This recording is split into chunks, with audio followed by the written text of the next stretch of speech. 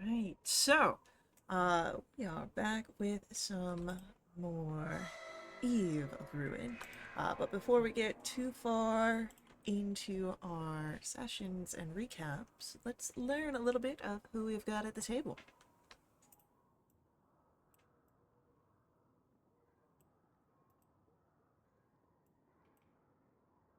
Hello, I'm Caitlin, and I'm playing Vath. Vath is a devilishly handsome tiefling bard rogue who found himself once again stumbling across the multiverse. This week's fun fact about Vath. I may have said this before in Dragonlance, so I'm going to add a little extra spin to it just in case I have, so there's something new here. But a very little known fact about Vath is he's actually quite adept at pottery. Not very many people know that. I think I've said that before, so just in case thing that he likes making the most is shot glasses.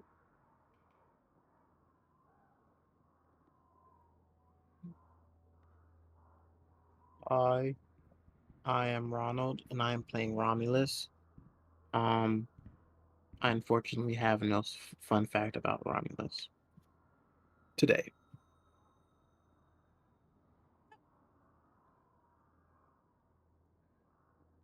Hi, I'm Stefan. I am playing Hugh de Vere, a flashy, flamboyant, and vigorously French fencer. Today's fun fact about Hugh is that um, he's making friends with a little black cat that's living his new place, and he really adores him because he has a big, it's a black cat with green eyes that go like wide, and you can see him as little circles, and it's just like the owl eyes in his on his field. So that's why he's special to him. Okay. With no further ado, we can return to our session, which picks up in the lovely Barovia. Uh, it's dark, damp. The people are really unwelcoming. Um, and you found yourself in what has been called the Death House. You entered with a woman uh, named Sarasanda who had her own business here, but has since split off further into the house. You've not seen her yet, but you have seen some living armor and strange figures that you fought against in this library office on the second floor. So, as we return, what would you like to do in this area? You are here searching for a piece of the rod, but you've also said that you might assist in checking in on the nursemaid for the children who are frightened on the street.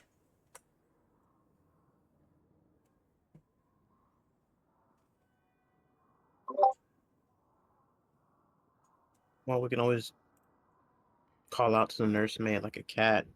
You're nursemaid, nursemaid, nursemaid. I'm kidding. Um, but hold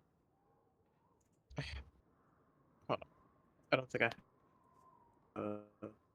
the map pull up. All right, cool. I feel like we just got done killing.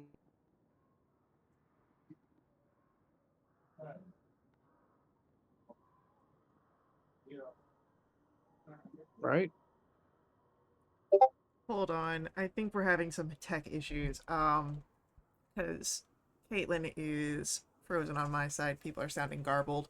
Um, I'm going to end the stage, and then I would like everyone to rejoin. Okay.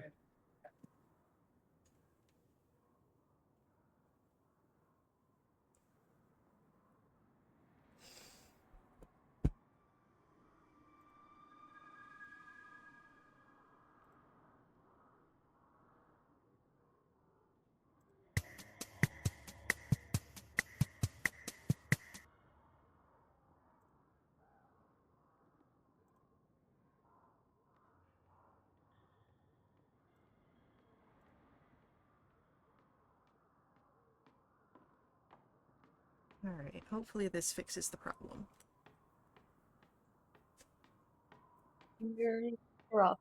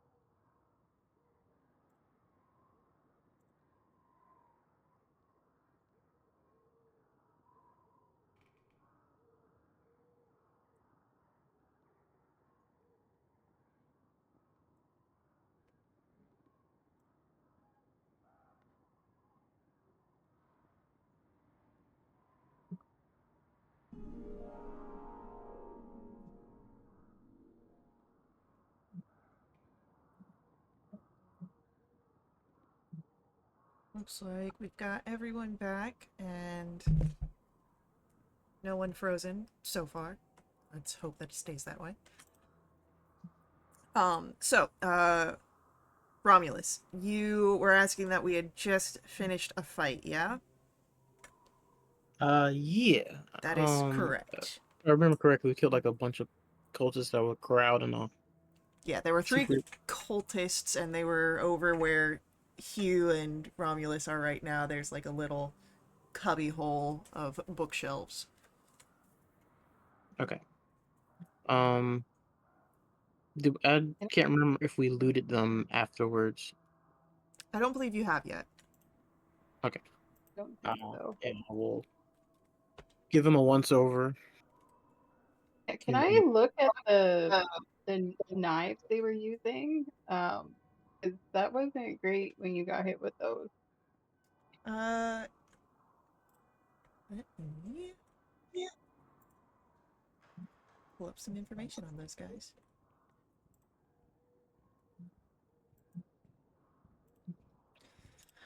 But yeah, if you want to try and loot the bodies, go right ahead. Roll investigation. Yep. Okay. Not very Am good I at all. rolling investigation or arcana to look at the knives? I would say either or to look at the knives. I got a 14. I got an 18 arcana.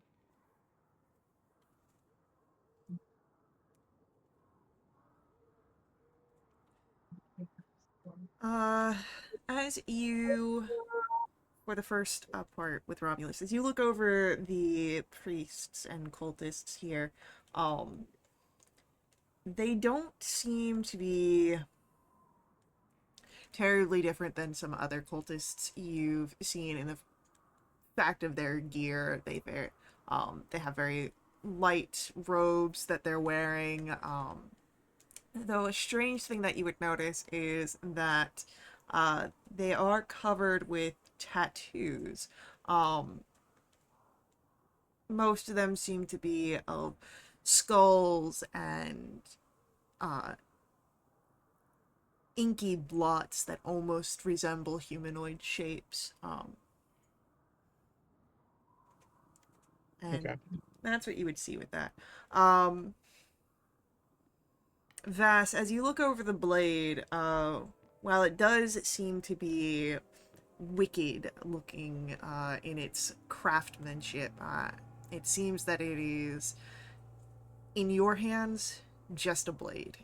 Perhaps there is something specific to the cult members that causes it to be as devastating as it was. Okay. No traces of like a poison or anything on it.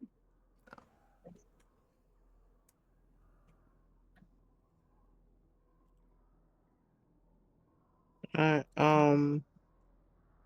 just weirdo stuff over here. As I put down the weird crap. Um,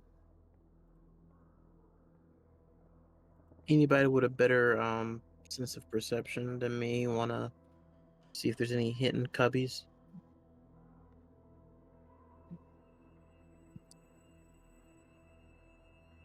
That sounds like a job for our ranger. You know, I don't want 16. to assume, but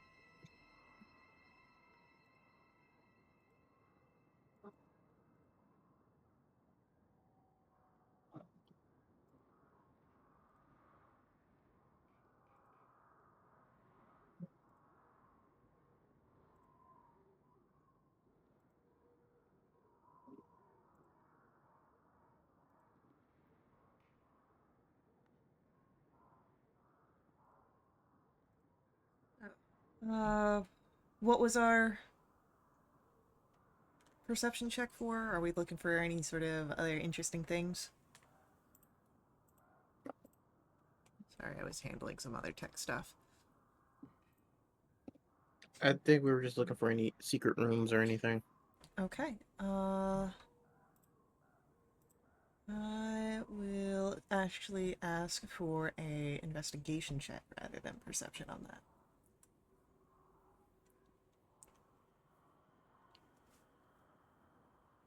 Um, Anyone else good at investigations? Because I got like a 1 to that. It's Well, I welcome rolled to a anyone. 14. 14? Cool. Alrighty.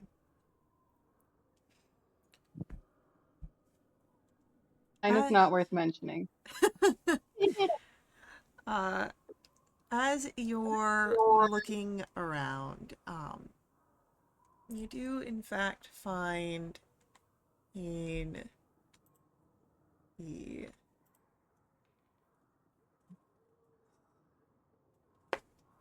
southeastern corner of this room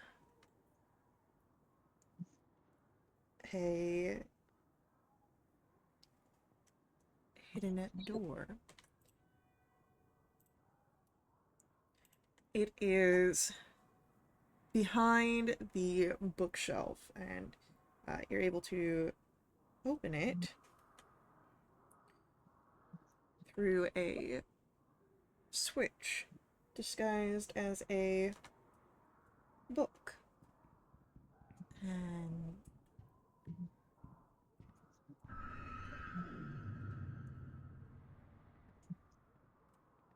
come on.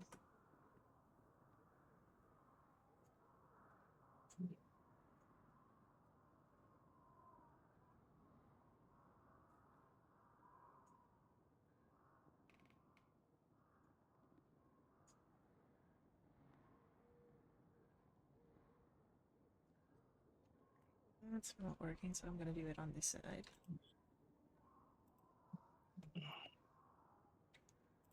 Technology, we love it. Womp womp. Alright, there's our secret room. Secret tunnel. Alright. Uh, inside the secret room, you don't see too much. Small bookshelves, with tomes and a chest on the far side of the door.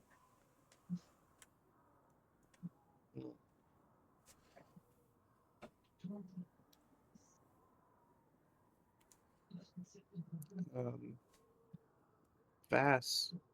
You're good at finding traps and stuff, right? Sure, we'll go with that. Yeah. Let's hope this one's not a mimic.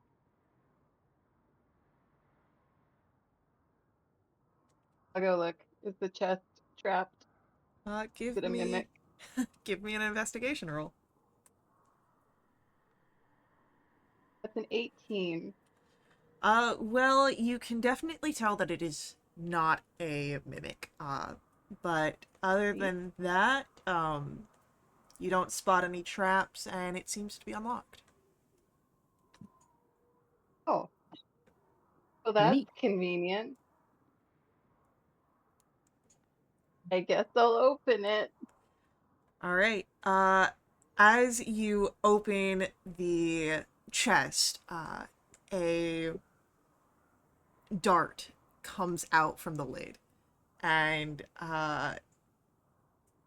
you will take.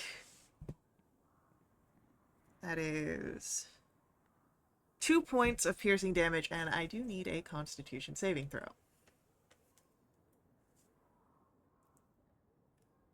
I'm gonna use my heroic inspiration to re-roll that Constitution saving throw, All right. and I made it better by 2. That's an 8. Oh no. Uh, that is going to be another 23 points of poison damage, and you get the poison condition. Oh no. I would love to say a bunch of words that are not appropriate for the stream.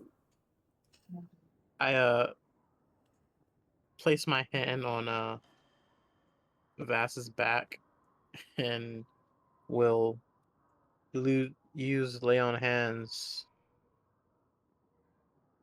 Um,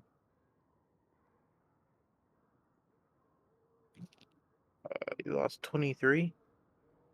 23 and 25, gained poisoned. technically. Okay, I will give And yeah, him 25 technically. 25. Um, I'll do 25. 5 of it being to remove the poison condition. All right, so 5 removes the poison condition, and then 20 will go to your health. Pass. Thank you, Romulus. It turns out it Mhm. was trapped. I'm sorry. That packed a punch. Was the only thing in here a dart? I As cautiously That peek without going directly over it. would uh, be hilarious if it was. there is more to it than just the trap. You would see 3 books with black leather covers and a few scrolls that are bound up. They look to be spell scrolls of some sort. Are the books worth anything? As you look at them, they are of a sturdy craft, but they're empty. You could probably sell them as journals or something like that. Get a few coins, but definitely not quite as much as you might get for an actual book. Gotcha. Um, can I read? I Oh, yeah. I guess was you gonna reached. ask you. Well, while you're looking at the book, can I tell what these scrolls are? Uh, doo, doo, doo.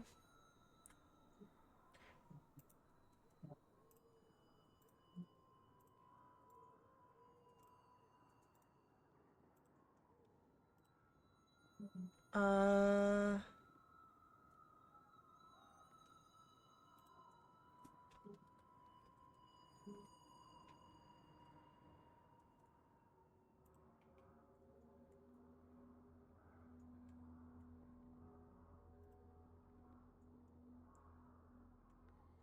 Let me just check something real quick.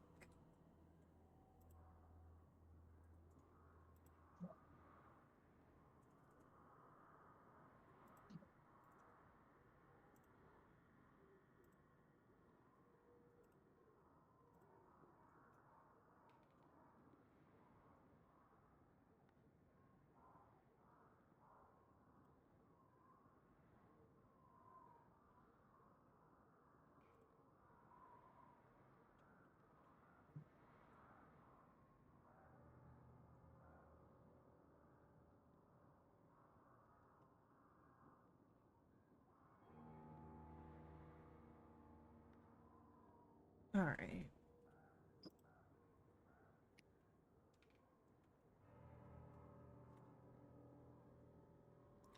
No, unfortunately, you cannot tell what these spells are.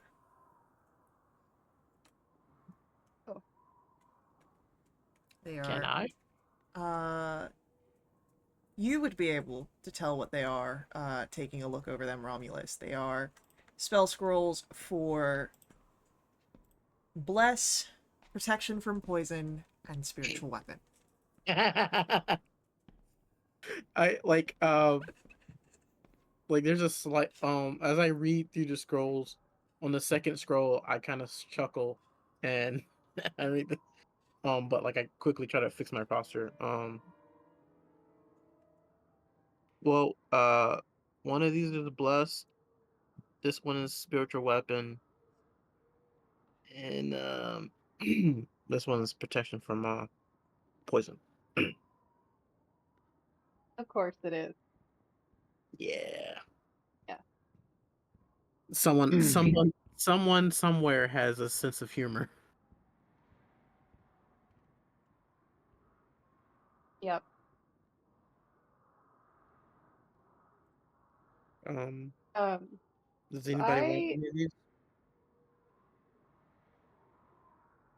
I don't know that I could use any of those. Yeah, you need either a cleric level or a paladin level or high enough hijinks an arcane trickster to be able to steal spells. I think She next level up I'm able to steal some spells. She's a bard, The ain't it? art with Bard, Bard and rogue. magical secrets. Yeah. Okay. But not today. I am wondering though, I find it weird. You said that those books were empty, Romulus. There's nothing in them. Yep. I flipped through them. They are blank as all get. Now there That are make other Uh, books in the secret room. Those were just the ones that were in the chest. okay. Can I activate my once a day see invisibility Yeah, and for see sure. if they're still empty? They are still empty. Damn oof. it. Okay.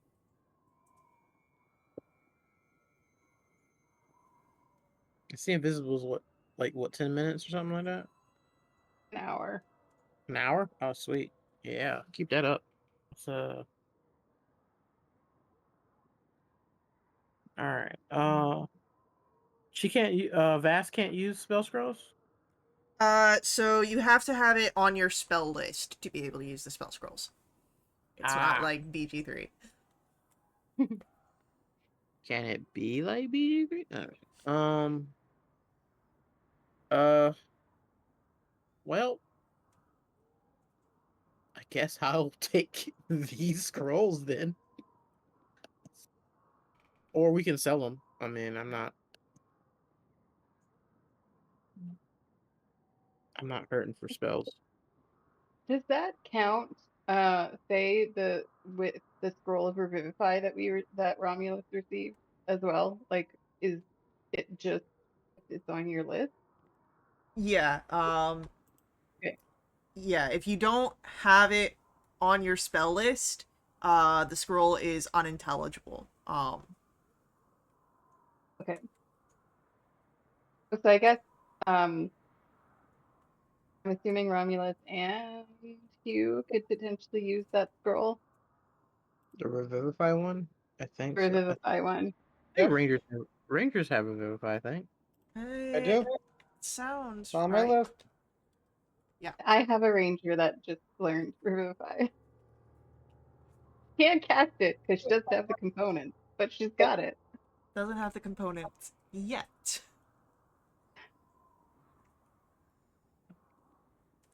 I mean, depending on where you are, like, I don't know, Barovia, it's hard to find diamonds. They're in the hells. Oof. Well, no, yeah. You might have to sell us part of your soul to get a diamond out there, but yeah. Um, cool. Well, uh, I will hold on to these, and when we get back, I will if I don't need to use them while we're here, we'll use them, or we can sell them as if, and we'll split the profits. Sounds good to everybody? Cool. What other books are in here? Anything noteworthy? I'd say a little. Um, they're mostly homes that are inscribed with rituals for summoning fiends. I burned them all. Right? Okay. Well, these aren't helpful in this moment to me specifically. All right. Uh, Onward to the next room. Great. What is the next room you'd like to look at? There's a door right here, right? There is a door right there. Knock, knock. Are you decent? There's no response. Is it locked? It is not. Cool.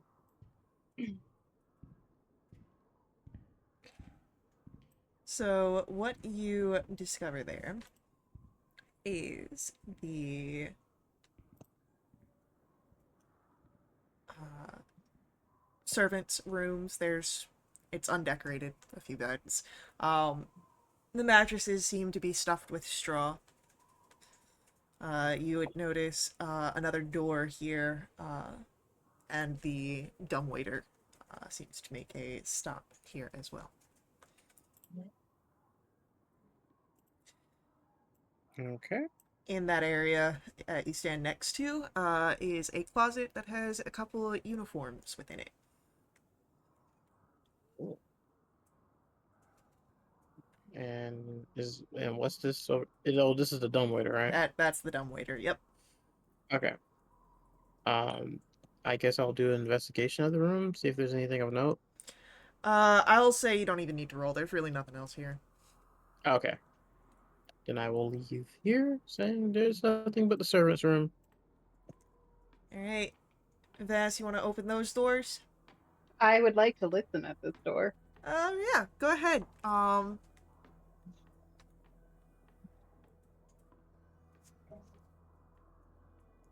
That's an 11.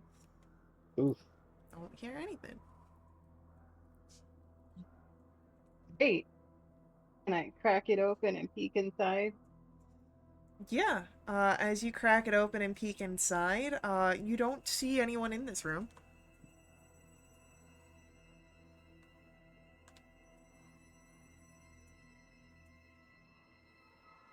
Okay.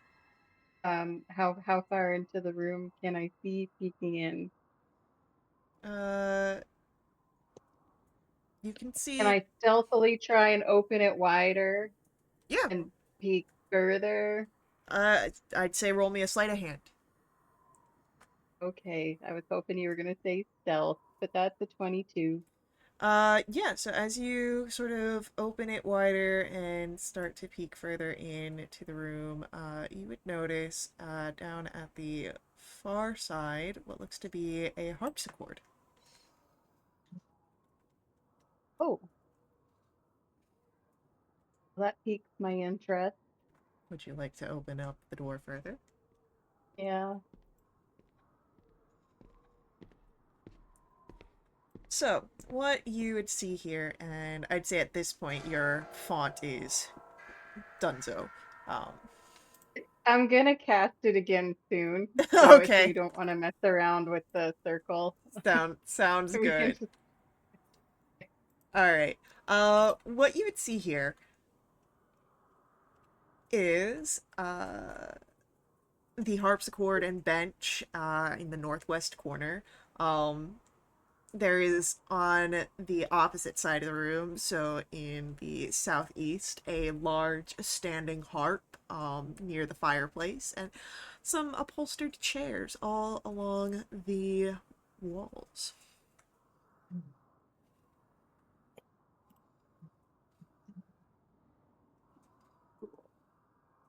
Neither one of those instruments are on my list of instruments that I know how to play. I admire the craftsmanship. I don't know. Do they look nice? Yeah, they look nice.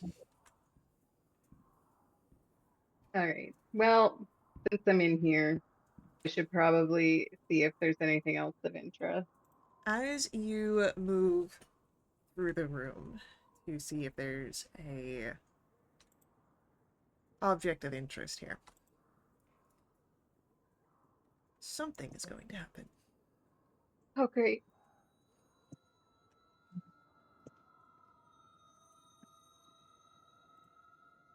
We have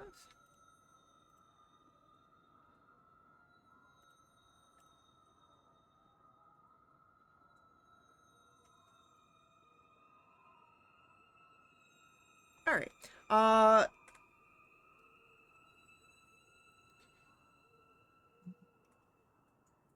Above you, the chandelier that is lit suddenly drops down onto you. And we're gonna roll initiatives. Oh no. We're fighting a chandelier. You are fighting a chandelier. Well, you know what I want to Oh, do? lovely. I want to swing from the chandelier. You don't want to swing on the chandelier? Ugh. Terrible. Alrighty.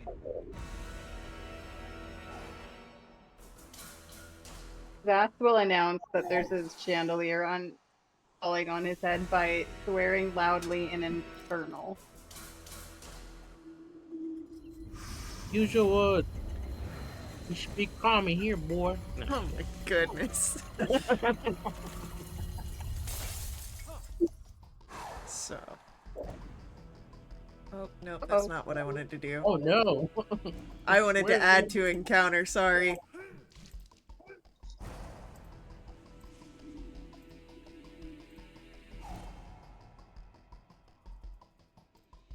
There we go. I know how to do this.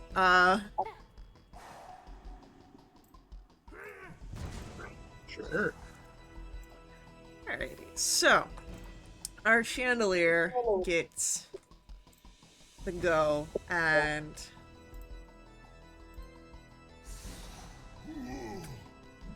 since it's now right on you, Vass, How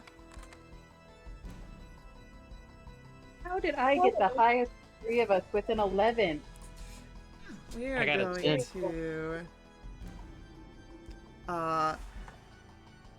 you watch as the light and the fire of the chandelier begins to grow brighter, gets further. I need a Constitution saving throw from Vass, and Romulus might just be within range of this as well. Yeah, Romulus, I need it as it spills through the open door. I'm gonna need one from you as well. You said a That's got a constitution. 13. Con save, yep.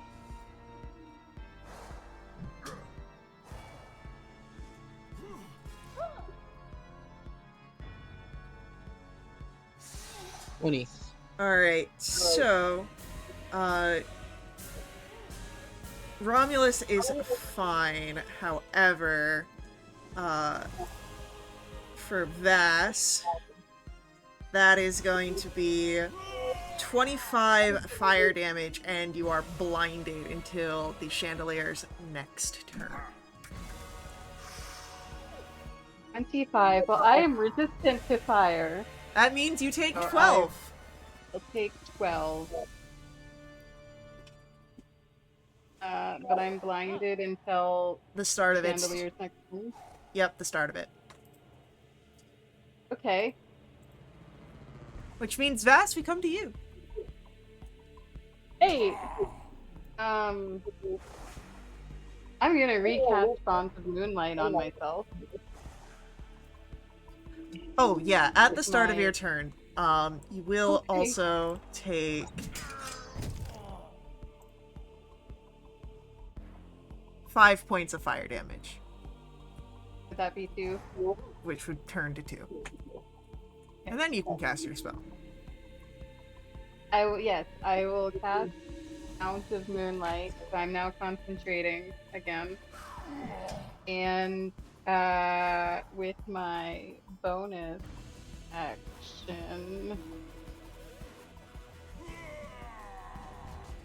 I make an attack at disadvantage with my offhand. I believe the light property attack requires you... Oh, I think that actually changed. Hold on. Let me double check.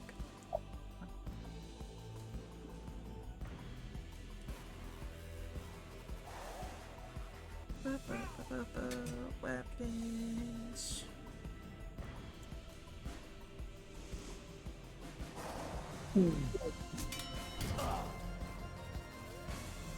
Alright, you do need to take the attack action to get the bonus Okay. action attack.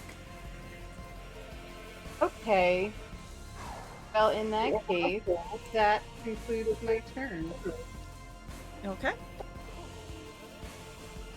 Hugh, you are up next. You saw the fire spew out the door, just barely missing you. What would you like to do?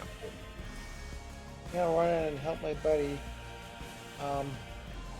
Does this look like something I could, attack with a weapon and hurt? Potentially, it is a chandelier, but it does seem to have some sort of animation to it as it is attacking your companion. Well, I will apply Hunter's Mark and I guess try and attack it. Attack its weak points. And disassemble the chandelier. So that's a 23. 23 will hit. Alright, let's first see if the second attack on this is successful.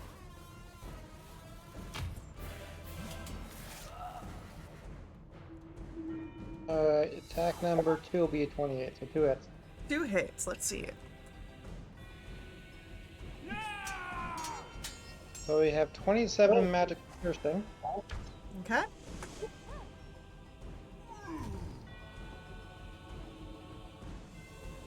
2 psychic,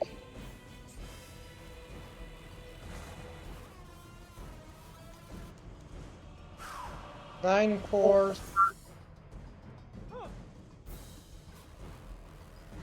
and 20 fire. So, what you would notice through your barrage of attacks is that the piercing goes through. It does seem immune to your psychic and resistant to your fire. And force, of course, goes through. This doesn't seem to have an issue with that. Okay.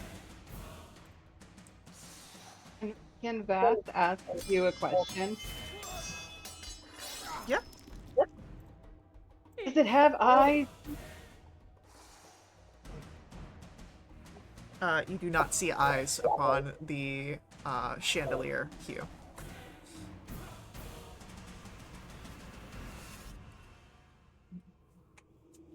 So, as Hugh's turn comes to an end, we do come to Romulus. Alright. Romulus does a flourish of the hands as some cards come in as appear, and he's gonna throw one, doing a sorcerer's burst, doing cold damage. Oh wow. 14? A 14 will hit a chandelier.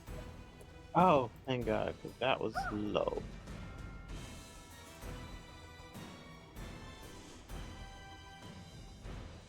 Ah, that was low too. 10 cold damage. Alright.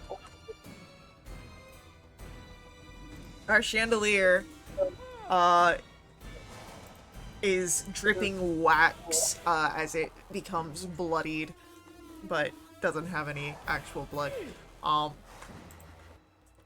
and anything else from Romulus? Um, that's about all he can do as far as bonus actions. Yep, that's it. Alright. And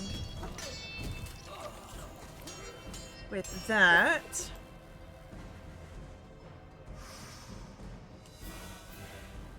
at the top of our round,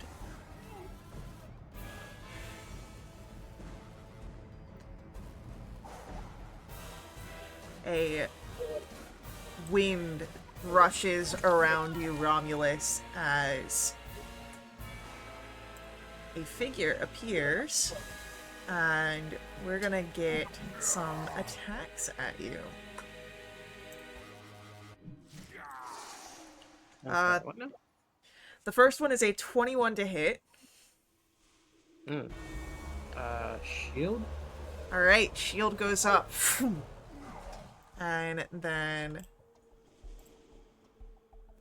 the next attack, another 21, so another miss. And the last is a 25.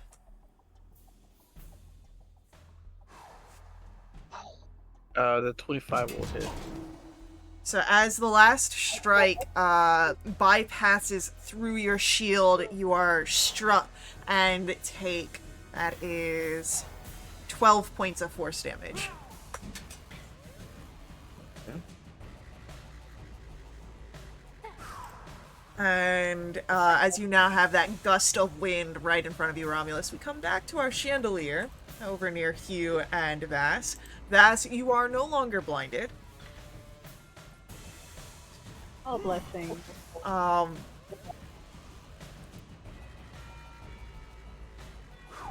But you're gonna get some of the lamps whirring out. We've got 2 towards Hugh and 1 towards Vass.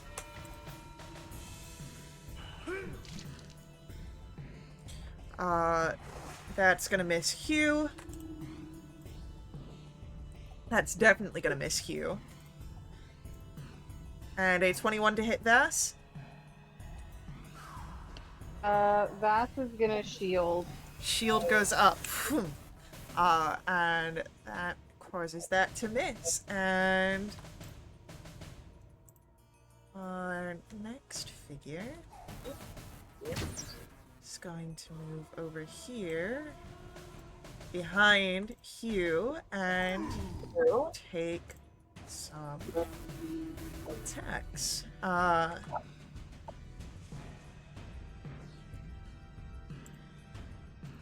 The first one is a 24 to hit Hugh. I will parry. Alrighty. That is a natural one. That is definitely going to miss. And as the creature seems frustrated, it begins to circle around you, Hugh. I need a Constitution saving throw.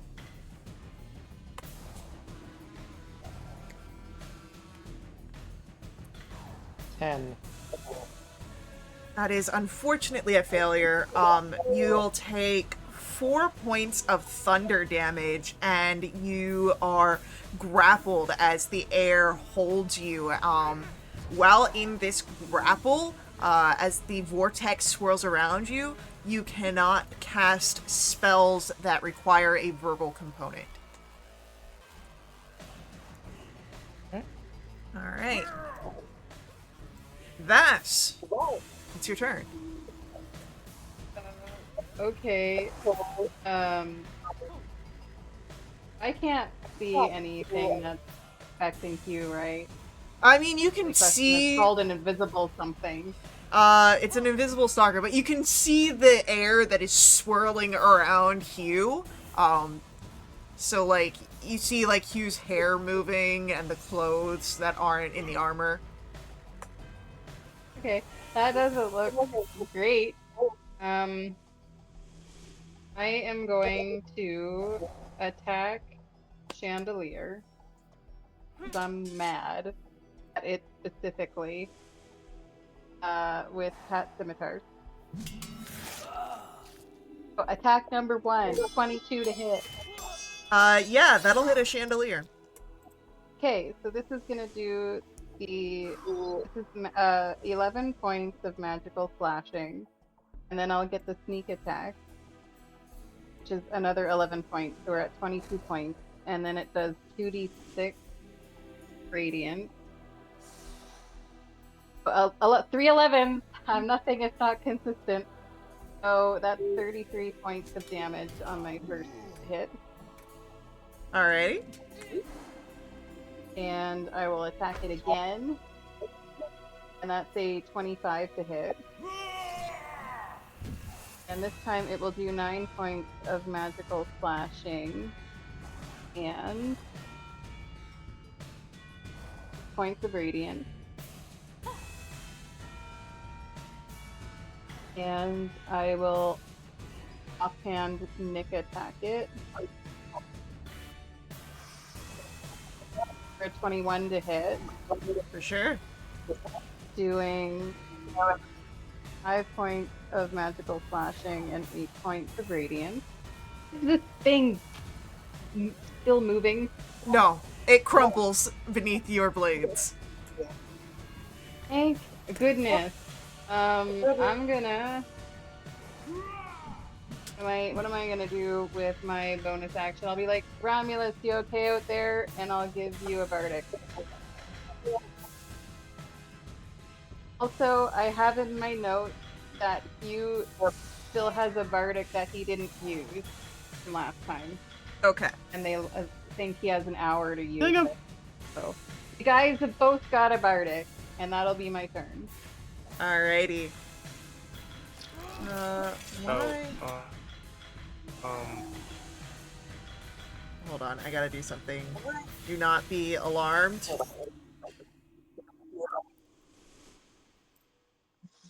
now I am. I'm absolutely going to be alarmed now. No, I lost the initiative tracker, and the only way I know how to get it back is to add something into the initiative. Alright. She adds an ancient dragon. Whoa, what? Maybe. Hugh, we come to your turn. You are in the Invisible Stalker's vortex, which means at the start of your turn. Oh, no, that's at the start of the Stalker's turn. Now, you do have disadvantage against any attacks because of its invisibility, but you are still grappled, but that just only affects your speed. You are not restrained. Okay. I will blindly. How about this? Okay, and try and get this disadvantage. Disadvantage, yep. Alright, so that is going to be a 16. 16 will hit.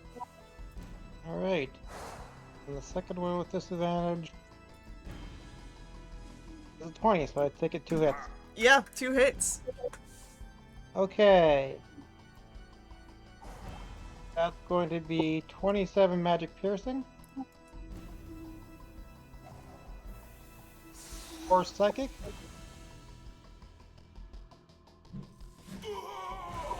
Oh, I would have applied Hunter's Mark to this guy. 8 Ooh. force. Let me double check on that real quick. Oh, Have you got to be able to see it? That's what I want to see.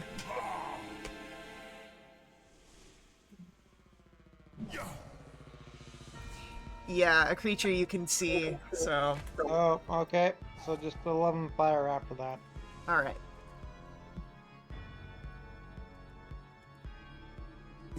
Okay.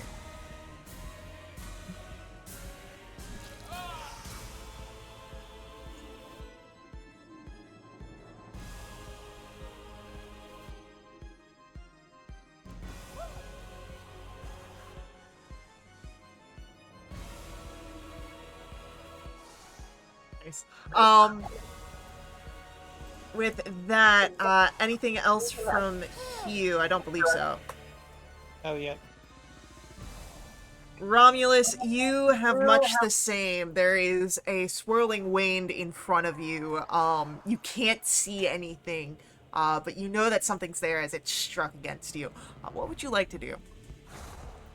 Taking that into account, Romulus will flourish his hands again as the cards disappear, and then clap his hands as a deck of cards appear, and he's gonna kind of throw them out, and they start flickering into like almost energy as I do spray of cards at 4th level. All right, heck yeah. It has to make a 15-foot cone, and it has to make a dexterity save of 20.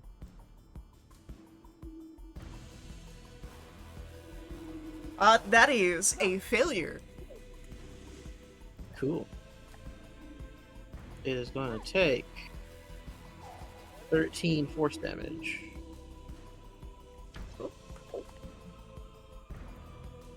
Anything else from Romulus? I will use the Bardic to deal more damage. Okay. It's a D8, right? Vast. Oh yeah, Oh, it buddy, is a old pal. D8. Good. An additional 4. All right, dope. And then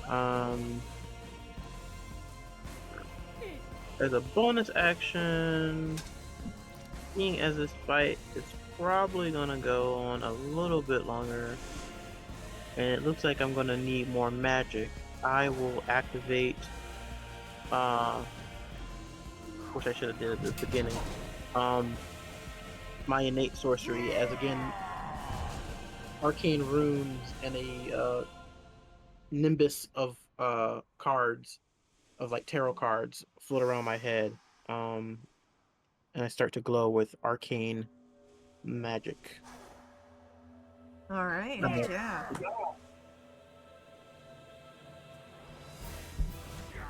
With that, come back to the top of the round, and our invisible stalker is going to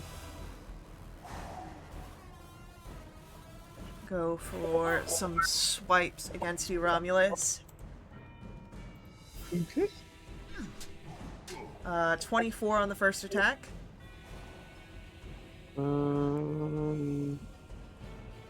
Yeah, that will hit. For 11 force.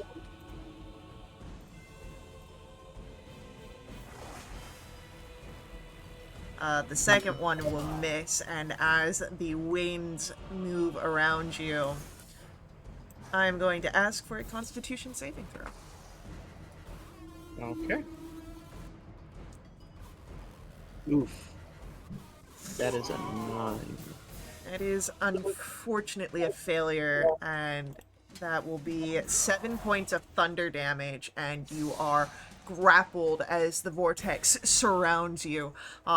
In this grapple, you cannot cast spells that require a verbal component. So, nothing. Cool. Alright, that's the end of its turn. At the start of the next one, that will be 12 points of thunder damage to Hugh as you are in the creature's vortex, and as the vortex swirls around Hugh, strikes of wind are going to reach out at you, Vass.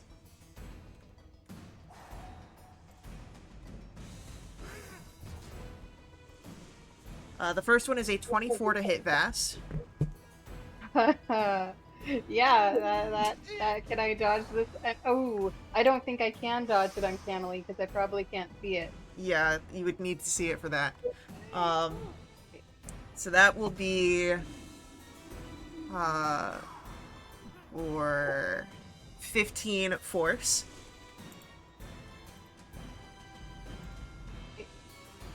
The second attack is a 22. I will shield that. Okay.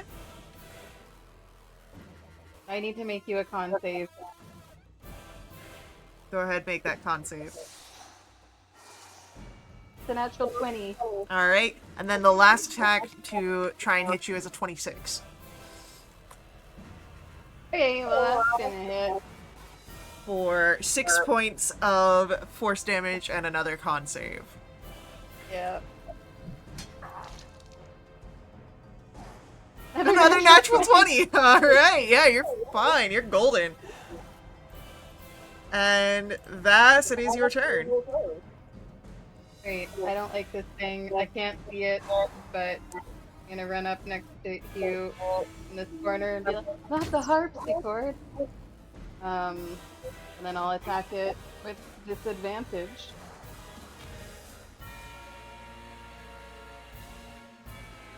Ooh, but the dice want a 26 to hit.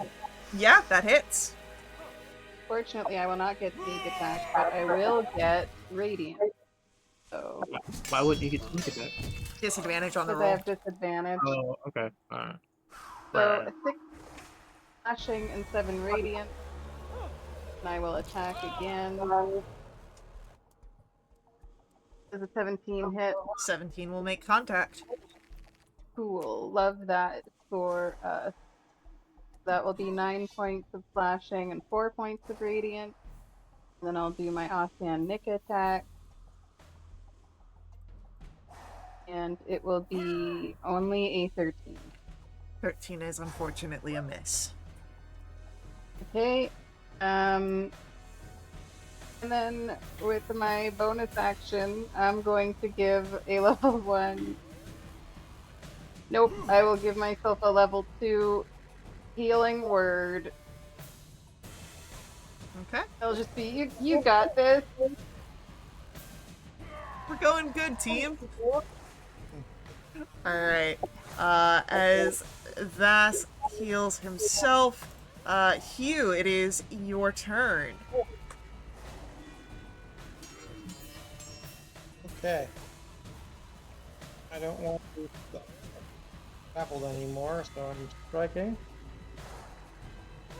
Next one's with disadvantage, so that is a 17 and 27. Both hit. That is 23 piercing, 4 psychic,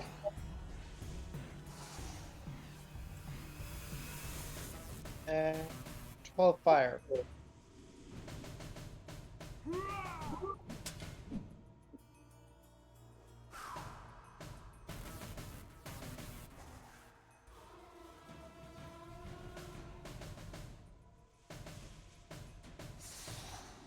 Alright, the winds are still roaring around you.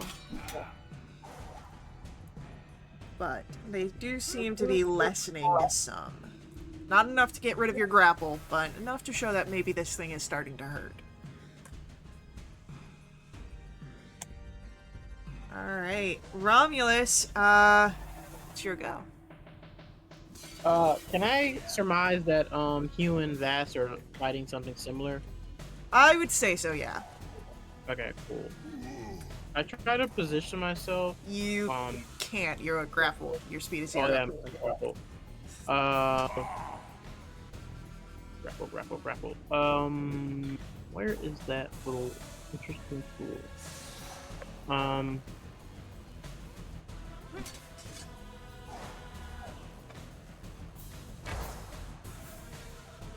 Would this hit both of them? I'm going to say no because of the doorway and the wall. While the doors are open, you still have that wall there. Alright. Very well. I will use the one spell I hunted down on my spell list. That doesn't have verbal that would be useful here. As I produce a card that has a tarot card that sort of has like the winter on it, and as it dissipates, a cone of rhymes binding ice will shoot forth from it in a 30-foot cone. And this make a Constitution 21 since I'm in my sorceress buff form. All right, so that is a failure. That's a 13. All right, doing it at 4th level, which is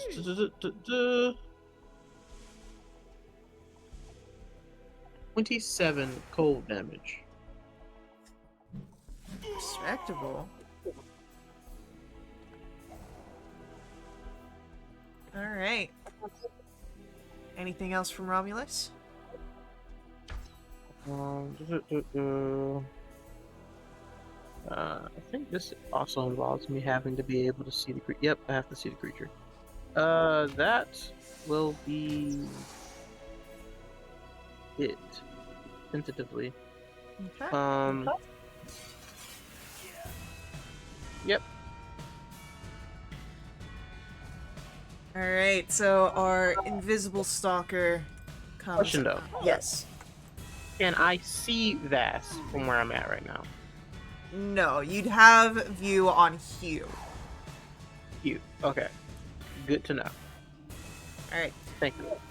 So, at the start of the invisible stalker's turn, Romulus, you take 8 points of thunder damage. And it's just gonna try and batter you around some in its vortex warp. Not warp, vortex warp. In its vortex. Mm-hmm. That is a 26 Yeah, that will hit. for 10 force. A 21. I will burn a shield. Does shield require verbal? Does shield require verbal? It does. Fuck. Man, okay, never mind. That is 16 points of force. And the last attack misses with a 13. Guys, this sucks. And it doesn't come out because of the vortex. Just get a little lightheaded. Our next invisible stalker's turn comes up, meaning that Hugh, on the start of its turn, you take 7 points of thunder damage, and it will try to strike outwards. We've got, we'll get 2 to Vass, 1 to Hugh. 23 to hit Vass. For 11. Hit.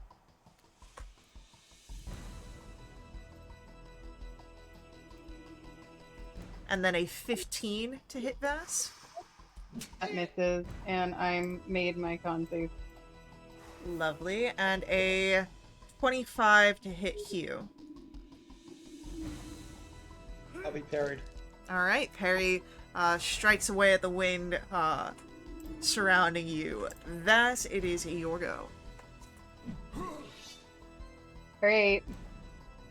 I'm happy that this thing still seems to be whirling around my bud. So I will attack it a bunch more, hoping to rectify that situation. But that is going to be a natural one. That is unfortunately a miss. So I will try again. This time it is a dirty 20. That will hit. Lovely. 8 points of magical slashing. And 7 points of radiant. And I will nick attack. Ah, damn it, another 13. And Is that a natural one or is it just a? Oh no, 13 no, misses. it's Sorry, I was thinking 13. something else. But I just want to check the wording on a spell real quick. But I think I know what it says. That you can. Oh, that you can see. They don't have to be able to hear me. Okay. Well, I can't see Romulus though. Yeah, you are unfortunately out of the line of sight for Romulus. Unless you want to move, the doors are still open. I do not want to provoke an opportunity attack, and I can either use my bonus action to disengage. You know what? That's what I'm gonna do. I'm gonna bonus action disengage. Oh, where did? Oh, okay. And I'm gonna go here. I can see him from here. Yes, you would Assuming. be. You'd be able to see. Okay, well, next round I might be able to do something. All But right. that's my turn. With that, Hugh, we come to your go again. The winds are starting to lessen as they're around you. The creature seems to be getting weaker. What would you like to do? I'm gonna try and finish it off. 14, Oh, I wait. think, is the middle. 14 will just hit. I will. Just it. I will make sure. Since he has disadvantage, I will use one of my restore balance. It's just a straight roll. Okay, so the 14 hits, and that will turn the 23 into a 25. So 2 hits. Okay, seems like that's generally not necessary because I'm Yeah. only gonna miss with a critical Right. fail. So 26 piercing. 1 psychic.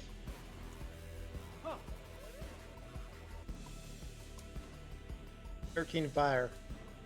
And that is a dying wind around you as you are no longer grappled.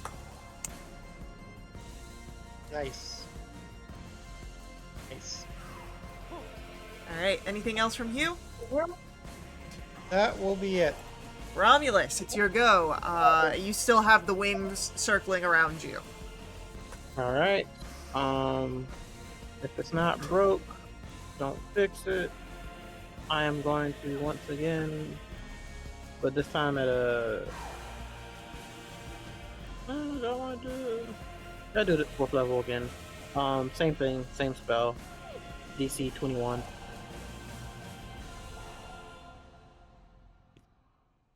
17, still a failure. 33 cold damage. Ooh. Yeah, around you the winds seem to lessen, but they're still there, but it's definitely getting weaker. Okay. And bonus action. Don't think there's much else I can do for bonus action. Yeah, that's it. Okay. At the start of its Well, turn. Oh, I'll use the last. I'll use the last of my 5 remaining lay of hands to give myself 5. alright. Hopefully it helps. As it comes to the start of this invisible wind's turn, you'll take 7 points of thunder damage. And it's gonna try and batter you around some more. Does it have advantage? Oh wait, never mind. I can't see it. Never mind. I still can't use my thing. So that's a 25 Mm-hmm. for 12 points of force. I'm so upset right now. That is unfortunately a natural 20. Okay. Kate, hang on. I have the fucking invisibility up. You do have I can seen. see these motherfuckers. Oh You my can. god. That is right. You have seen invisibility up. I am so upset. Can I use my reaction to Silvery Barbs that crit? I will say you can use your reaction to Silvery Barbs that crit. I will give the advantage over to Romulus. Alrighty. No longer a crit, still hits with a 24 though. Okay. For 12 bludgeoning, or no, force, sorry. And then the last attack is a 21 Yep. for 12. At least it's consistent. It's been consistent, yeah. Alright, Vass, it's your turn. You have seen invisibility! I I cannot. I will let you Putting know that Romulus is looking rough. He is on his last leg. I cannot begin to describe to you how upset I am right now. Okay. I'm gonna run up. Can I stand here? Or is I don't know what that little thing is. The stars are the lanterns, so yeah, you can stand there. I just want to make room in case you want to get in on this action at some point. So I am going to attack straight roll. Since I can see this thing. Okay. 17 hits. 8 points of magical slashing.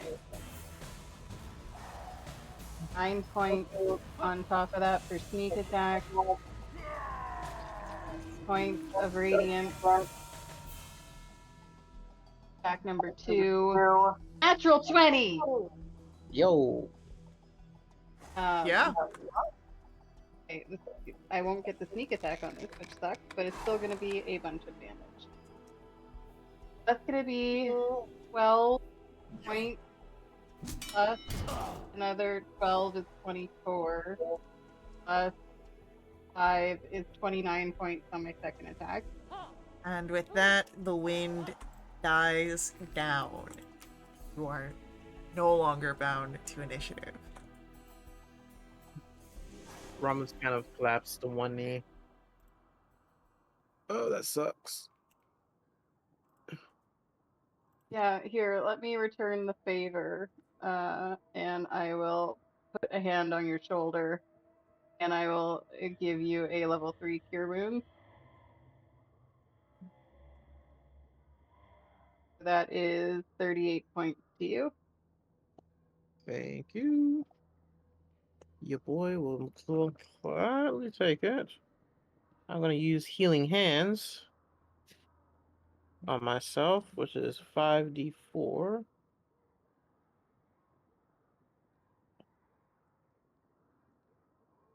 I'm going to use Tireless to get some bonus HP, so that'll be 7. The 10 plus 7. Okay. Um, and then I guess I will do my own Cure Wounds at second level.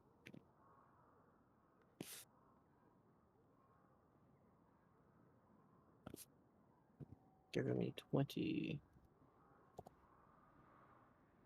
I'm gonna give myself a second level cure wound.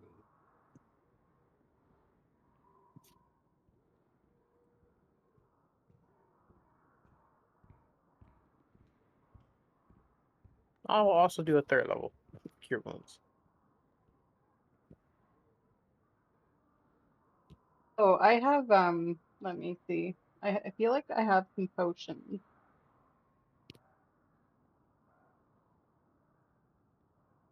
somewhere in here. I've got a 5.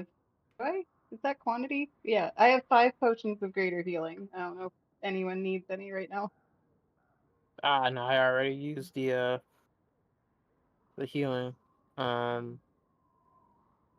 think that's what I forgot to do was go shopping for healing potions. Oh no. I have two here. I have two superior and I have one greater. So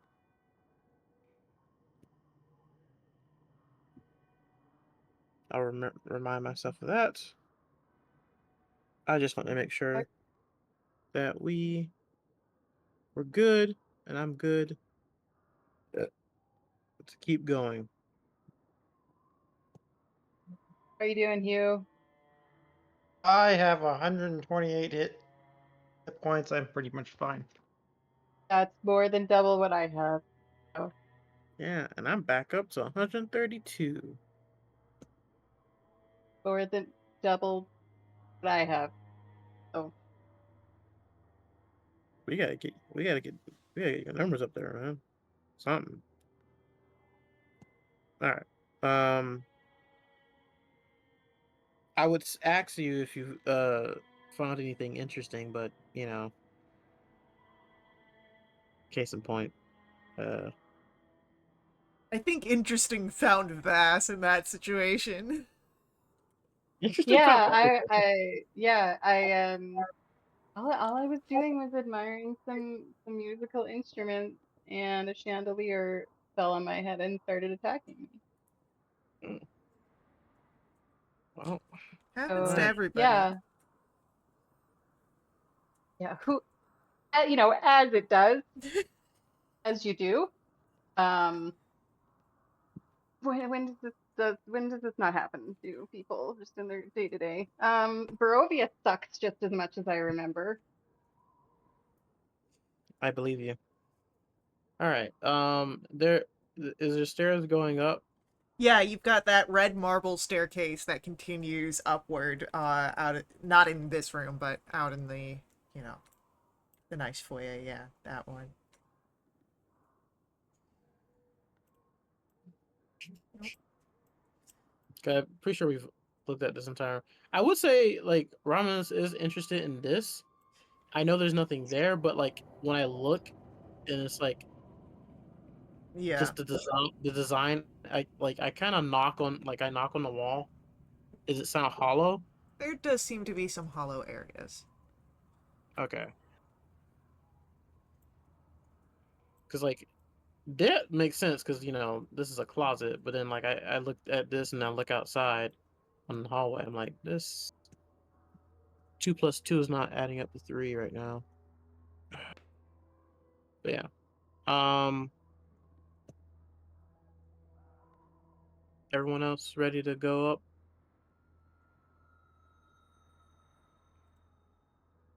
Yep.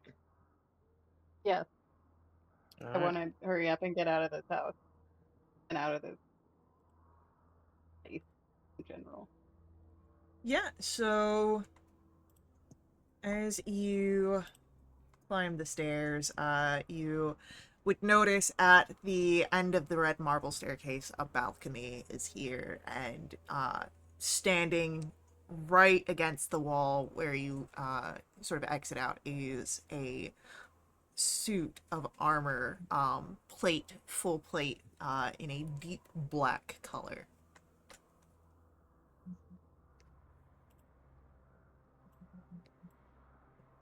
I can't move my character. Thank you, whoever that is. That was me. Oh, Thank you, God. there's Hugh up there as well. So yeah, you see a few doors, double doors, to the northeast, and then two sets of doors to the northwest.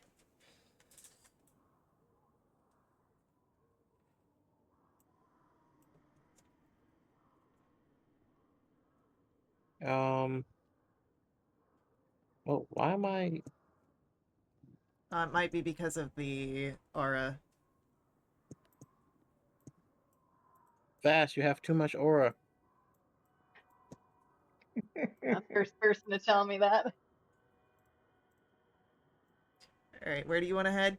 I still can't get to my character. Hold on. Yeah, I had your character, uh, so I could move you where you wanted to be inside of Ass, but seems to I don't have. know why I can't grab.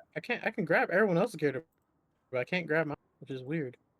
That's really weird. I'm just gonna put Because I Vass right there, so that way you can grab Vass later. Yeah, I'll just hang out in the ether here until I'm needed. um, okay, where do you want to go? I guess I'll investigate the armor. Okay.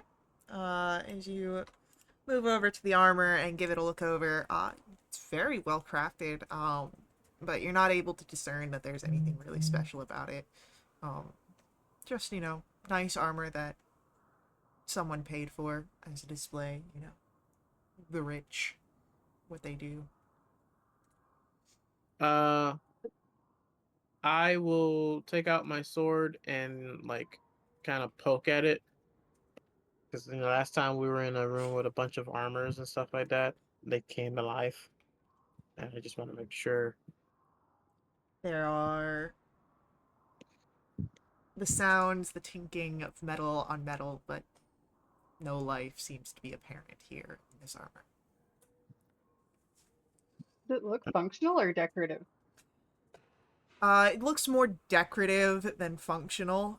It could be functional, but it would take the time to, put on plate metal.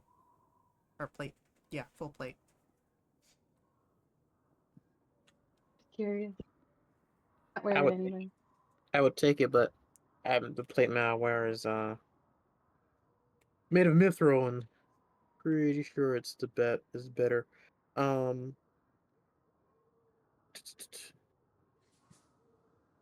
I will, I guess, um, try the room up north.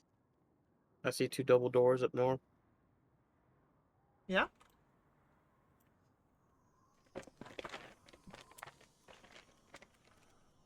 I will knock.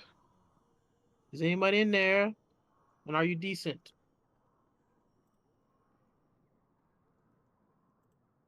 Never say I'm not rude.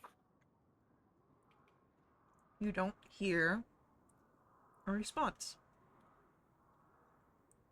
All right. Figure we would have found what's her face by now. Um, Rosetta? Or yeah, no, or Sarasonda. yeah, Sarasonda. The chick that sounds like she has a name from Game of Thrones. Yes. I open the door if it's not locked. It is not locked.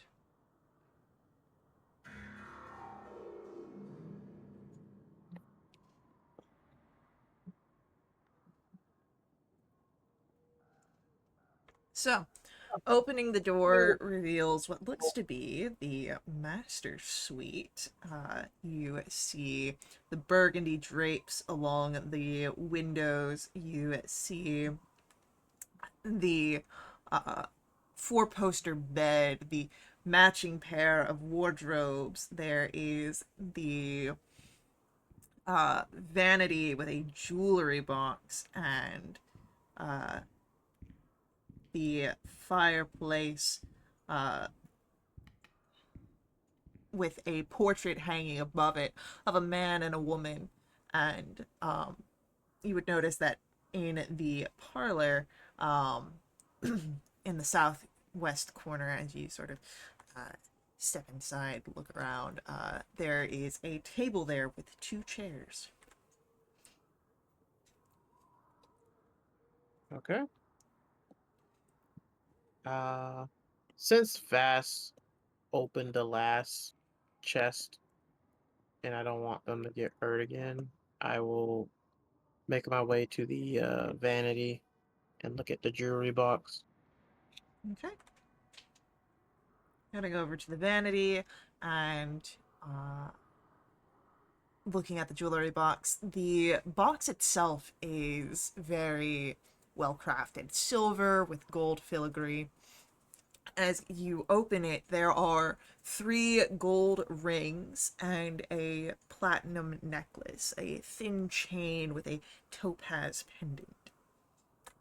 Ooh. Can anybody say gift for your new boo thing? I will present this to the party, and I will ask. Anyone mind me taking the necklace? No, players. Cool.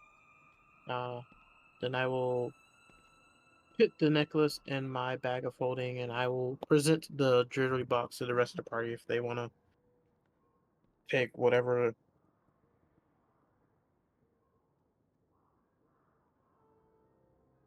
Is it 3 gold rings? 3 gold rings. And I'm assuming the And box the is also worth something. Probably. It's yeah. silver with gold. Yeah. I mean, I can hold on to it in my bag of holding for you guys, or if you want to just put it in your packs.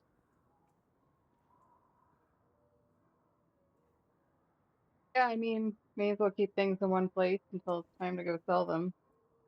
Okay. I will tuck those nicely in the bag of holding.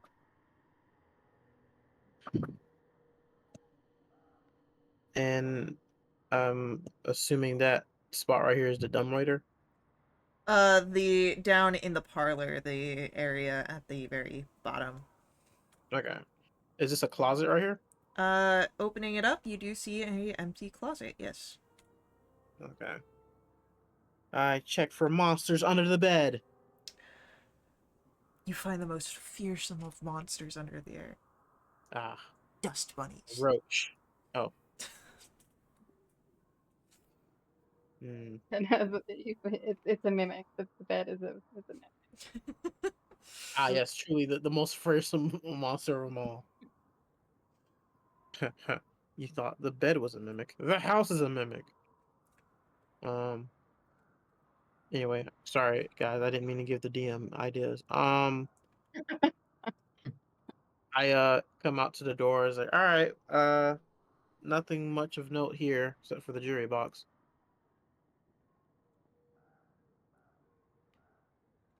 Oh, and you said there's a balcony?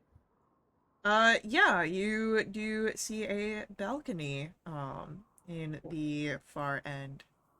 Yeah, I'll pop my head out there, see if there's any like ladders that lead to the roof or anything. No ladders, just a thick, heavy mist that surrounds the house. Ah, I quickly get back inside the room and go back to the hallway. Alright.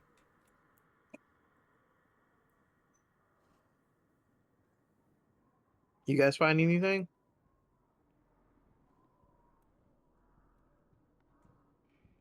Or am I going? Or no, am I doing investigations for every room? And if you want I to don't no. mind. continue opening doors. Did you look at things? I'm hesitant to move my character I so mean, that I you don't can mess I up just, can't, other people being able to move their. uh, I can't move it, but so she's been moving my character for me, so it at this point is mute anyway. So, Okay.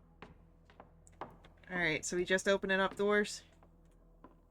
sounds like it. This other door looks to be a nice bathroom. Ooh. It's got, you know, all sorts of, there's a barrel under a spigot on the east wall, the wooden clawfoot tub, a small iron stove with a kettle atop of it. It is darkened, but empty. You know, just a normal bathroom.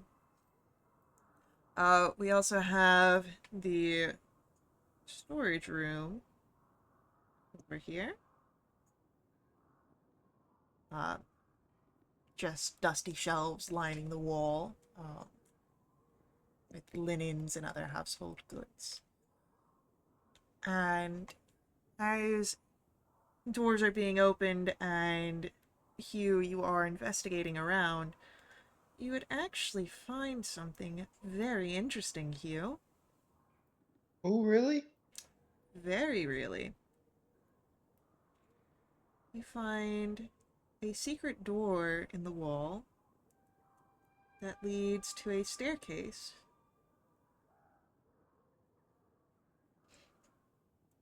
And Okay. Secret tunnel. Oh.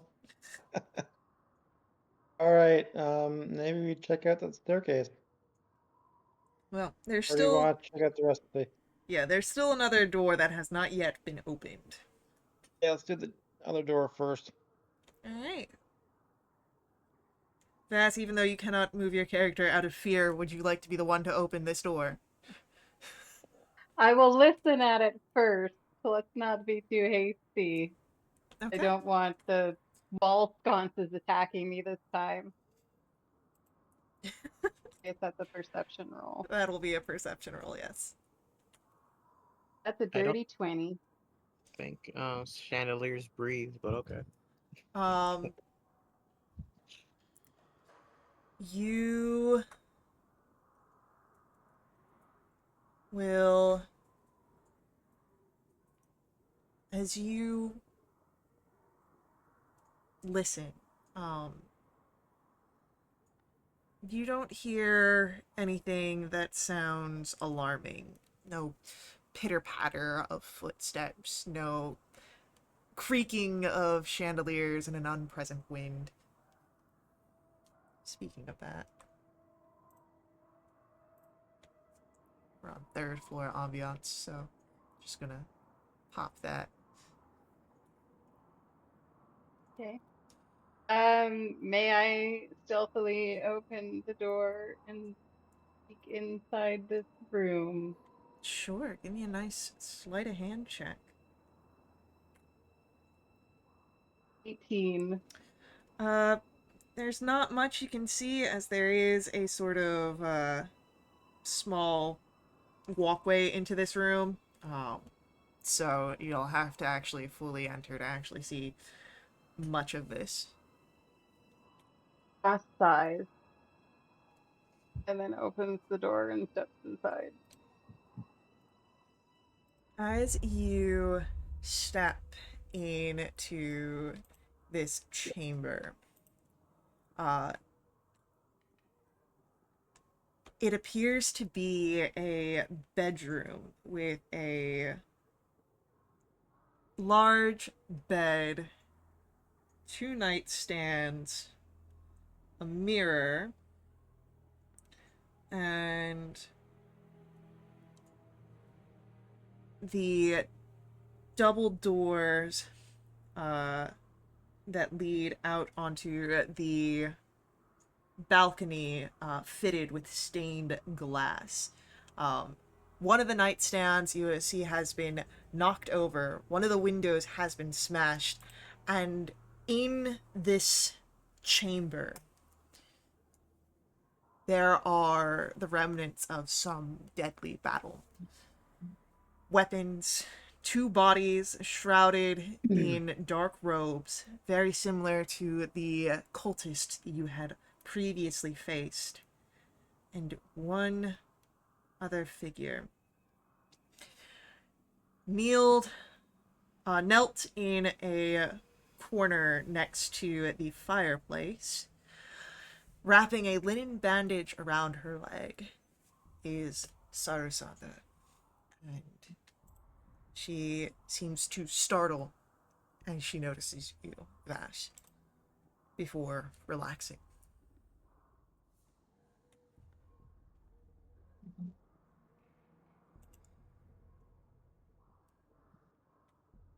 Need some sense.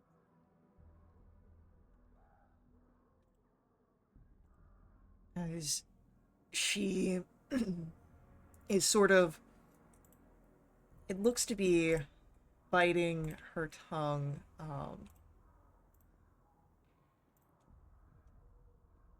Vash, what is your passive perception?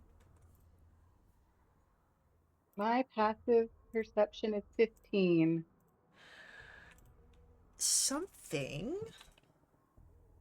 catches your eye. The bodies of those priests. The tattoos that Romulus had seen and pointed out on the ones that you had fought. The ones on these begin to glow And you watch as these figures begin to rise, standing up. And as their joints roll and their heads turn to you, Vass, I'm gonna ask for initiatives.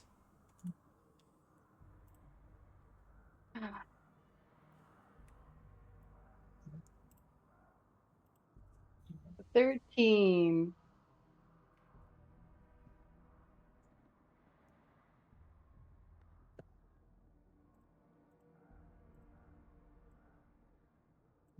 Grand old 6. Oh no! Alright. Don't expect nothing from me. Is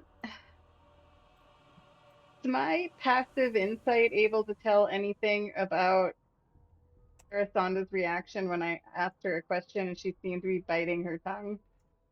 Sure. What is your passive insight? Any? She seems to have a bit of wounded pride here. Might not like having to admit that she may need help.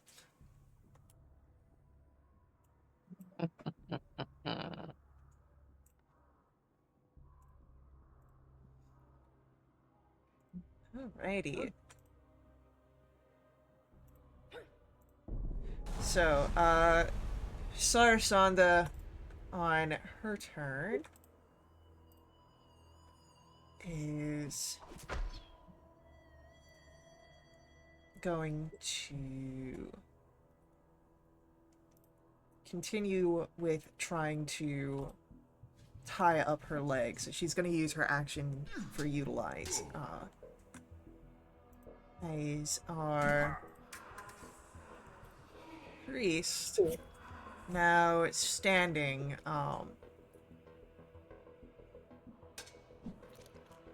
is going to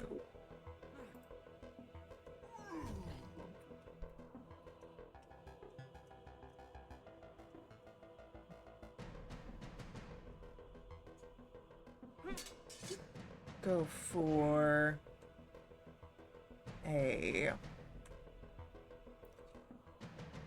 It's going to rush at you, Vass, almost unearthly, and raising the blade will be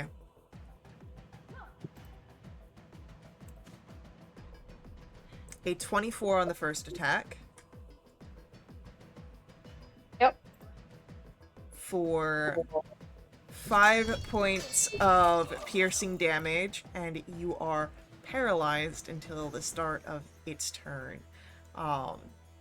And seeing your friends in the distance, particularly Romulus, right down the line, is going to throw a bolt of energy at Romulus.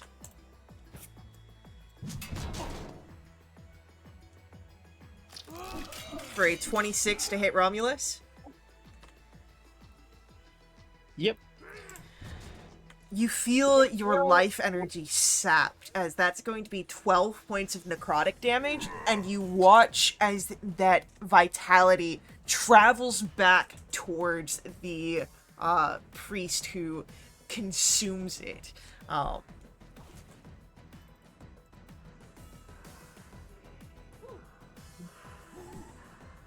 And that is it for our priest's turn.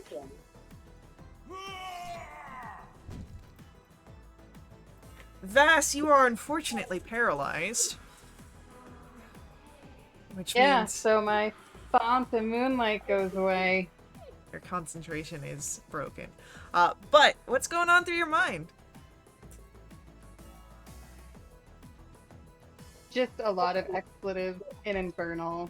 He's had about enough of this. He's done. He's done. He's well and truly done. That sounds about right. Our second priest is going to move over to Sarasanda and stab downwards at her twice.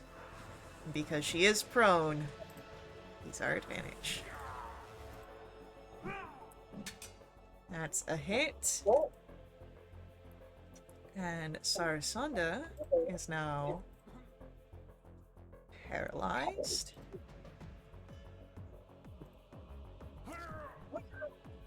And that's another hit for an auto crit.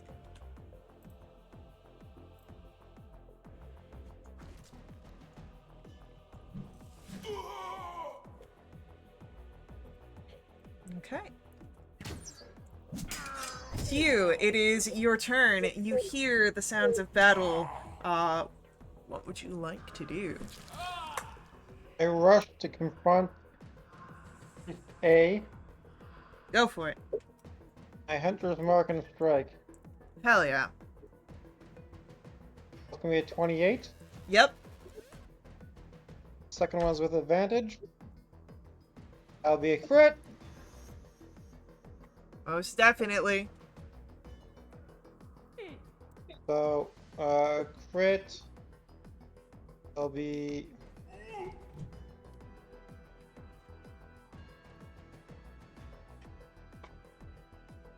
This and. Oh, sorry. That was a fire, and this is the fourth for the crit. And for the regular one, that was a psychic. 6. Hunter's mark is 2, and fire is.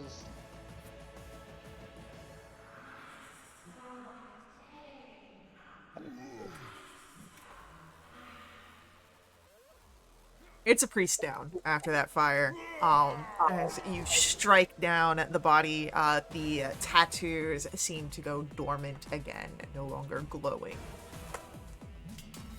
Nice. I pull up back my blade from the priest's head and pointed out the other priest and go, "You're next." The other priest hisses. As Romulus, it's your turn. Yes. Give me a second. Alright. We're in the middle of something. No worries. Alright. Romulus is going to remember that Ronald can't move him and try to move into the room and see what he can see. But I think I got 2 people ahead of me. 20. I don't think I can. Can I move through a space or no? Yeah, it's just difficult terrain. So you'd end up right there. That would be all of your movement, assuming you've got 30. Yes, I do. Yeah. Busting out the swords.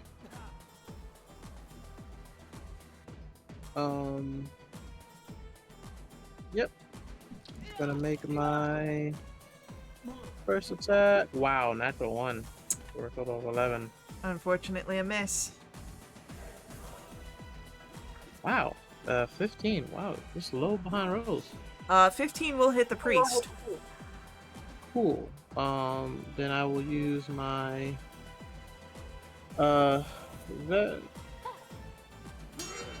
nick attack, and I have advantage because that previous attack hit.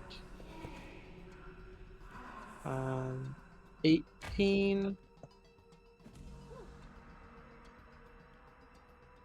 And for good measure, I will throw in a second level might. Okay. You know what? I'm gonna do Searing Smite. Okay. Alright. That is a 9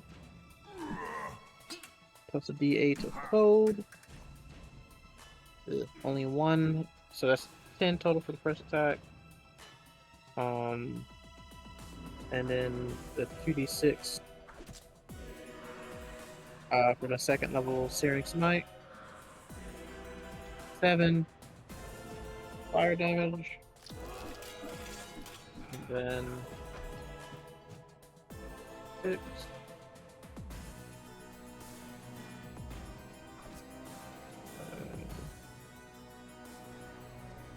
And an additional 11 for the Vicious Scimitar. And that is that priest down. Alright. So you are no longer bound to initiative, and within moments fast, you are no longer paralyzed. I move up to Surasande. She looks injured. Yeah, she is finishing up the tying of a bandage around her leg, and you would definitely notice now that even though, and especially Vass with your previous insight, even though she's trying to hide it, she is obviously in pain. I use Cure Wounds. Really, this isn't so necessary. I'm sorry, I can't hear you over the healingness of the spell. What? As it goes off.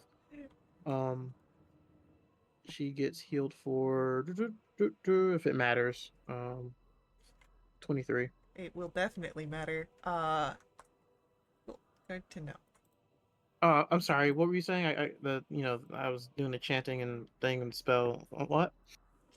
Her eyes narrow a bit, as she will stand up and, well, thank you.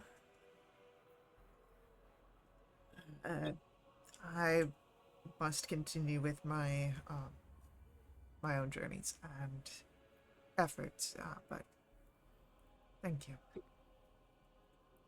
You sure? I mean, it looks like we've covered most of all the floors. I mean, we can pretty much continue from here on. And it honestly, I ain't gonna lie to you. We've had to fight chandeliers, invisible stalkers, and these cultists. I don't think you want to be fighting alone. Not because of the situation you are, but with the whole paralyzing attacks and sucking out vitality is it's not looking fun. Roll a persuasion check. Okay, for the love of God, please be good. 14.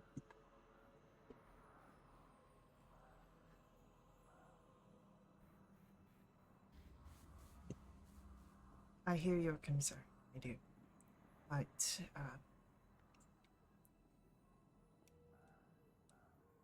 this mission, that I'm on is... It's important that I see it through, and I'd like to put my efforts towards that as best as I can. If our paths cross again, we'll see what happens next. And she doesn't really say much more before, passing through everybody. Before she goes, I Yes. say, well, at least take this, and I give her my one greater healing potion. Okay. She looks at it, and there is a bit of wonder in her eyes that perhaps she was not expecting this, but she'll take it, tuck it into her cloak, her jacket, um, before she sets off and disappears once more. All right. Um. Now,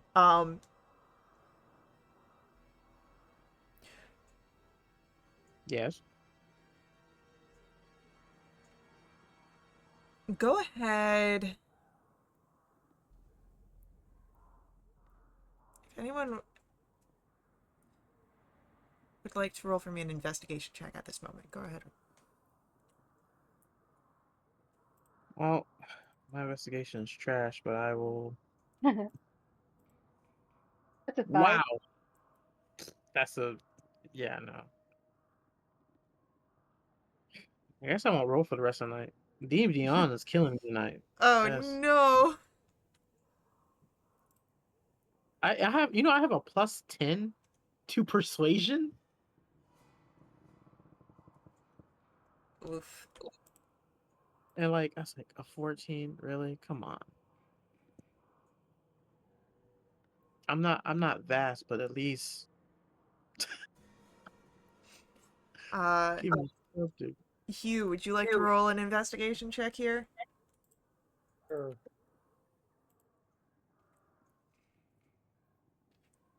4. Wow. Yeah. Well, No, the sorry. room's a mess. The window's broken. There's bodies on the ground, blood. Oh.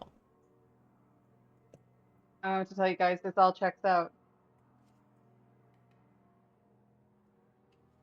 Uh, I will say that you could also roll a survival check here. It will find different information, but that is something that can be done. That's better. That's a 19. Okay. Vass, you would notice that, there seems to be underneath all the sort of wreckage of the fight that just happened, not just between you and the priests, but Sarasanda with the priests, scuff marks on the ground of, it looks like someone was running. And it seems to come from near the window and heads to the wall where you, after looking around on this wall, would notice a secret door that leads to a stairwell that goes up.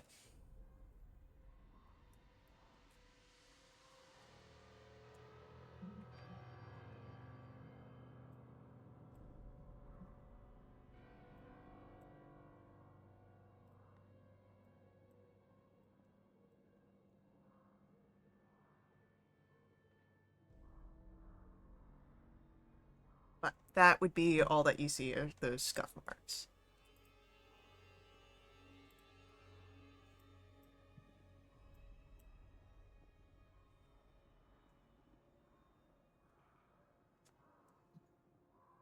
Someone broke through the window on the balcony and they ran to the secret door. I'll say out loud. Oh. Hmm. That's odd. How did they get up to the balcony? I check out on the balcony. Is there like a rope or something that suggests Wow. how they got up here? You do not see any sort of rope or uh, suggestions of what would be out here, but from the balcony, you would notice that there is a window that leads into another room here. And peering into that room, you would see what looks to be a nursery.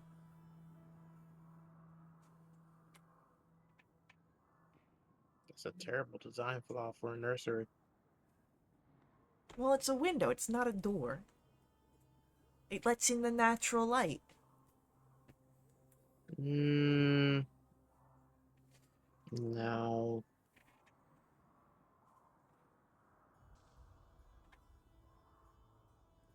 Someone sees the fire their interior decorator. Uh, I guess, do we check the nursery? The kids asked us to look out for their caretaker, right? The The nursemaid, nursery. yeah. I guess we'll check the nursery, see if there's any clues. Besides, but you said that someone ran off into the secret door. Yeah, the scuff marks lead to the door, which is hidden behind a mirror. Okay. Are there any other clues inside the?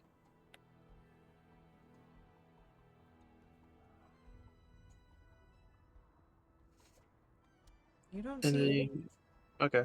just a crib, a baby's crib, and a couple of toys. A rocking chair in one of the corners. All right. Then I guess secret room or secret stairs. Secret stairs. Yeah. Yep. Alrighty.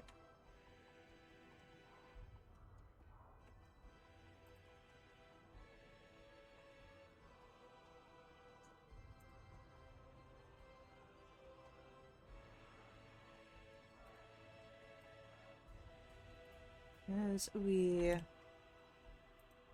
rise up our secret stairs.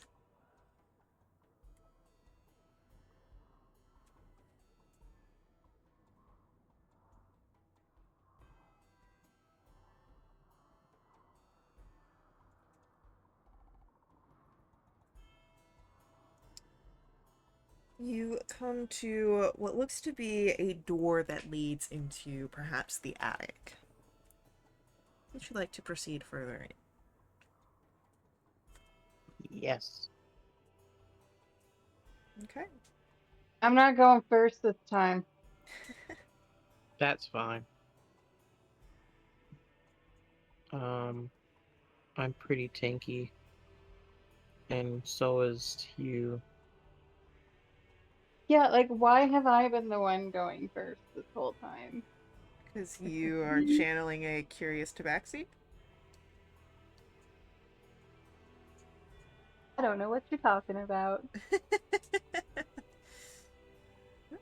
Alright, so as you step further into the attic space, let me just shuffle you all over there. Uh, there are a few doors that you can. Hey, you can move your thing now. Yeah, Oh, I did the IT thing of closing it out and then starting back it. yeah, that usually seems to be a good trick to do.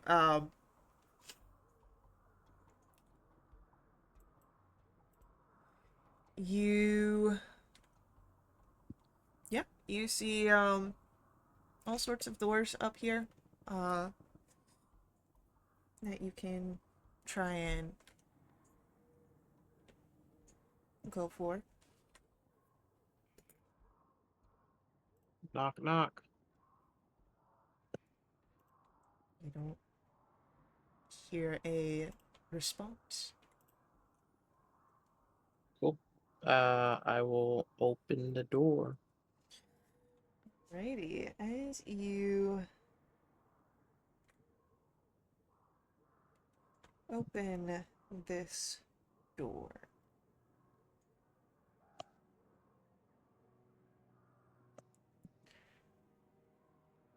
it looks to be a children's room.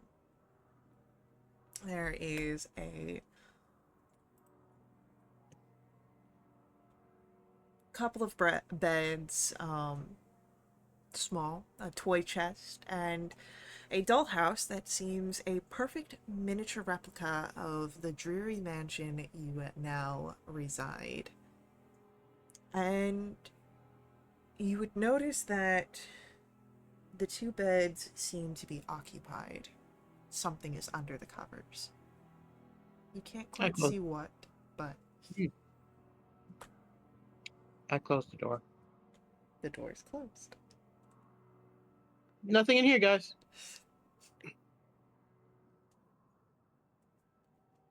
You sure?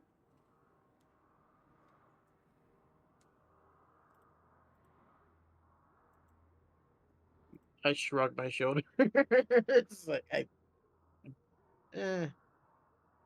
All right. I opened the door back.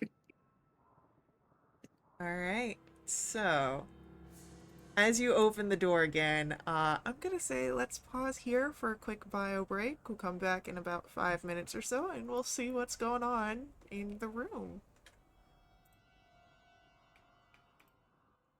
Okay.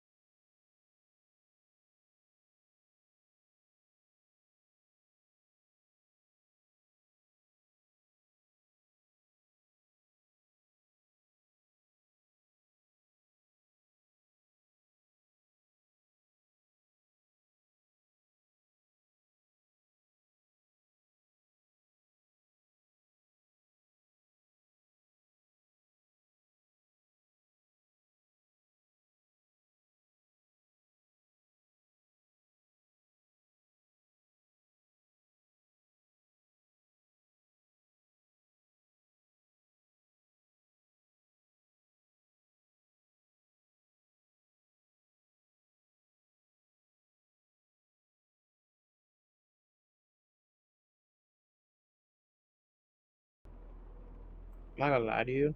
When you said to the windows and to the walls, I had to stop myself No, I get it. Uh, because I was about to finish that sentence. I mean, Oh, I don't wouldn't have stopped worry. you. Oh man. I was in the same place. I was like, So, nope. It's like you don't have to be funny every time, Ronald. Just let it slide. Just let it slide. yeah, so you guys make it up the hidden stairs into the attic.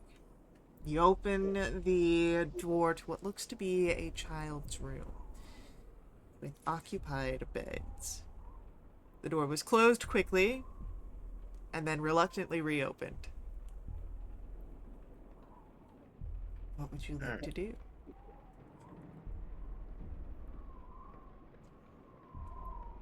Channel divinity. uh, wishing I was a cleric.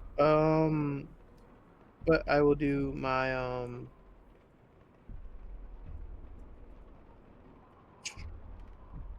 what's it called? Divine sense.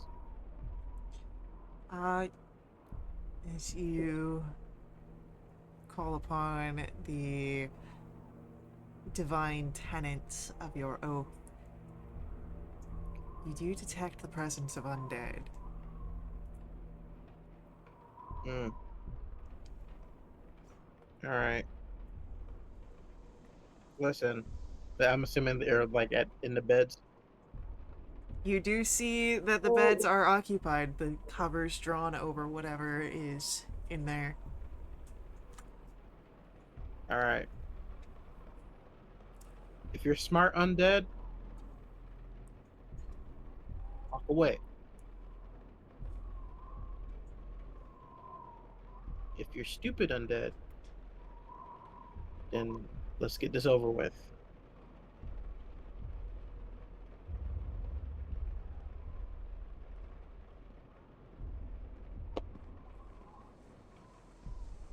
I What's your wait for the passive perception? my passive. Mm-hmm. Probably trash. Yeah, 9. You don't notice anything out of the ordinary. It's just the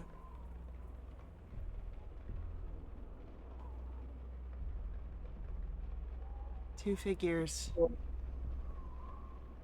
right. Well, I inform Hugh and Vass that there are 2 undead underneath the covers. So if Hugh wants to take one bed and I take the other. As you sort of turn over your shoulder to alert Vass and Hugh, dropping down from the ceiling where it had crawled over from the open door is a vampire spawn. Pale skin, waxy like death, with hunger in its eyes as it hisses. And that seems to alert the companions to throw themselves out of the bed. And we're gonna roll initiatives. Oh, sweet. Yeah, All right. that's fine. I'm not gonna get over a 10. Watch it gives me 11 just to be funny. I got 11. All right. Oh, I got a 14. But, Hugh's back with that initiative. Woohoo! I will be the last face you see. I hope Hugh not. is gonna be the first one to go. Okay. I got a vampire spawn B right up in our faces. Got a hunter's mark and strike him. 28 Yeah.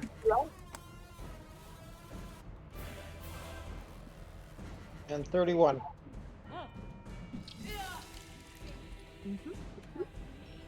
So that'll be 32 magical piercing, 1 psychic,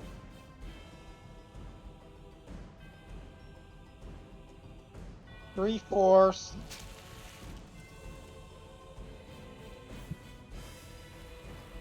15 fire.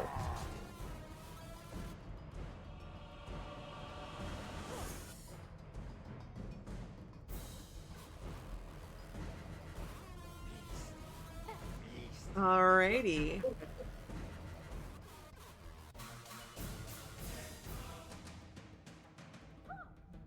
Anything else from Hugh? That'll be it. You hear the sounds of more crawling and clawing upon the ceiling as another spawn crawls out of the room and is going to crawl down here, popping up behind Vass and Hugh. And will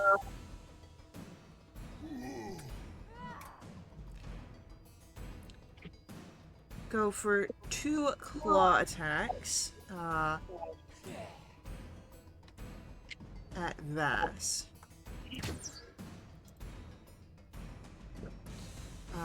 The first attack is going to miss. The second attack misses. And that will be it for our... Actually...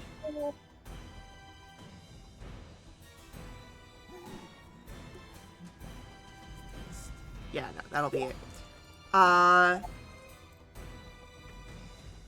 Spawn A is going to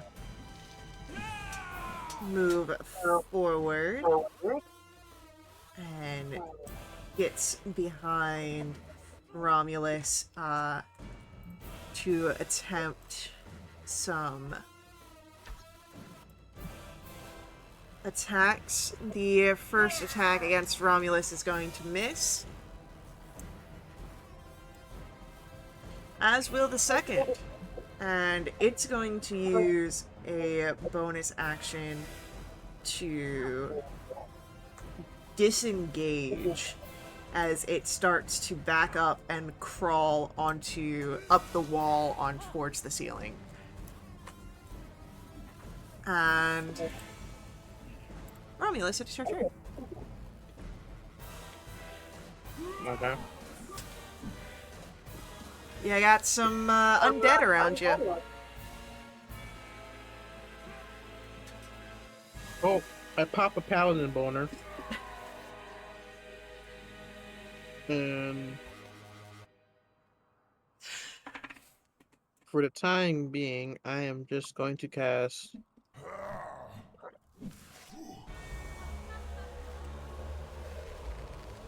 no, I'll go ahead. Hold on, let me see what's next to me. I'm gonna take Vampire Spawn B. And I'm going to bonus action, or I guess actually, yeah, no, Vow Entity happens during my attack action. So yeah, I'm gonna use my Channel Divinity to activate my Vow Entity.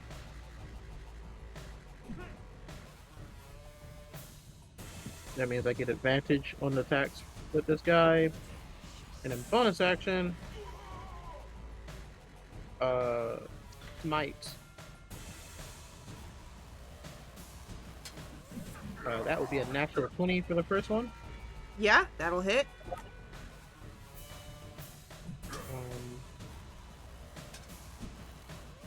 So for the initial, that would be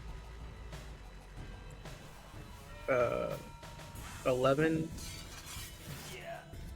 plus 11, so 19 initially, and then the extra will be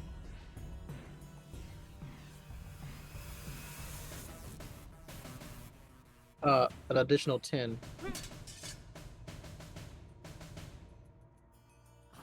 And then another advantage attack for another natural 20. Oh, wait, sorry, I didn't do my smite damage. Is that also the smite also all crit? Yeah. Okay, so that was gonna be a second level smite. Um, so I need to tackle Adora. And you do get the extra one from it being undead. Yep. So 32 for the initial radiant damage. Cool, that thing's dead. Oh, okay, then an additional 10, but that doesn't matter. Alright, so that's just on the first attack. Right. Gonna move my Vow of Enmity to spawn A. Right. We'll say that next natural 20 goes through. Since it was already rolled. And for some reasons, I can't move my character again for some reason. Thank you. Don't know what happened there.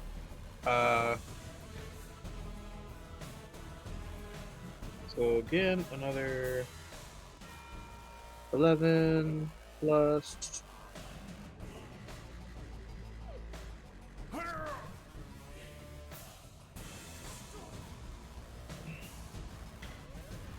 19. Alright, so plus 3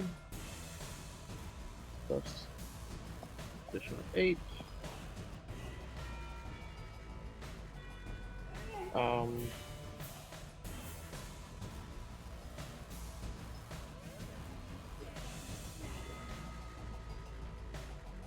So that is going to be a 28 for the second attack.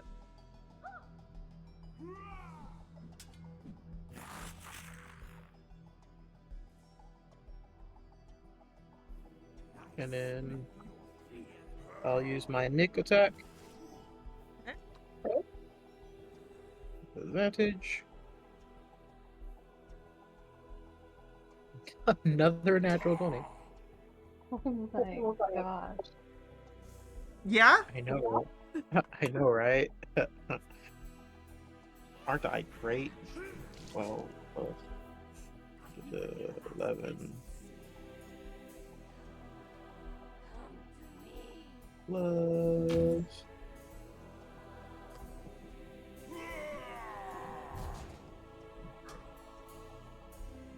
9, 11,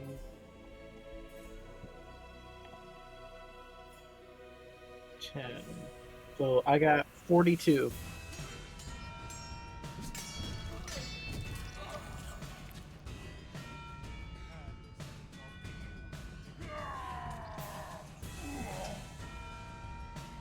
And I end my turn.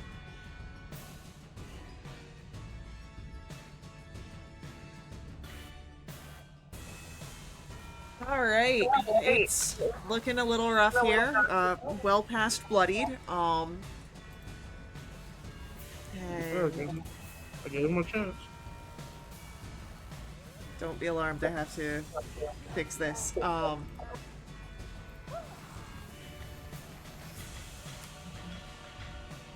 Alright. Our next vampire spawn C is going to claws out, one at Romulus, one at Hugh.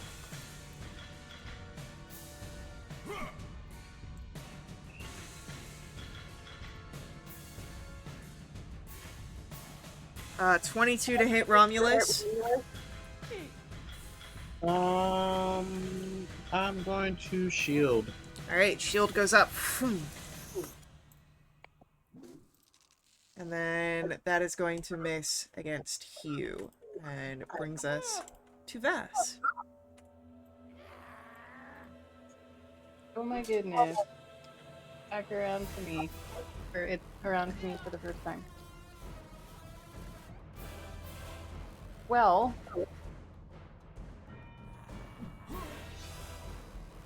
I am going to recast Fount of Moonlight Okay. So let me get my concentration up. And I'm going to attack on D. No. So let me. The 29 to hit. Oh, most definitely. That's 10 points plus 13, 23 points of magical slashing and 12 points of radiant.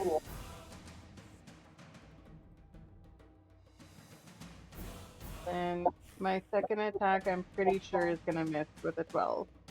A 12 will miss, unfortunately. But I will take my nick attack. That's a 17. 17 will hit. That will be 3 points of magical slashing and only 2 points of radiant. Alright, our Vampire D is looking bloody. And anything else from Vass? I'll give Romulus the Bardic Inspiration because I like all of that critting he's been doing. Now, does Font cast a bonus action to cast? Oh my goodness. Undo all of that damage because the fucking spell was an action. Oh no. Yep. Let's just pretend like that all never happened, but I will give the Bardic. Okay. And top of the round, we come to Hugh. Okay. Well, okay. I'll keep on the vampire spawn, I guess. Yep, so you now have Vampire C and D. The one you had originally struck has gone down. Yes. So I'll attack C after Hunter's marking him. So 25. Yep. And 25. Hell yeah. So we got ourselves 24 piercing, 6 psychic, 5 force,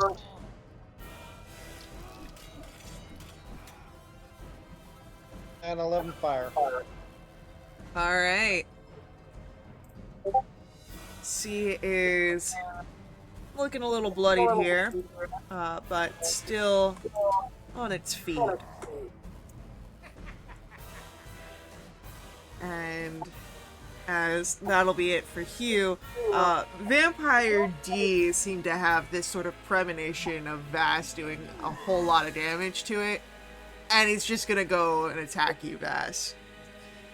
Yep.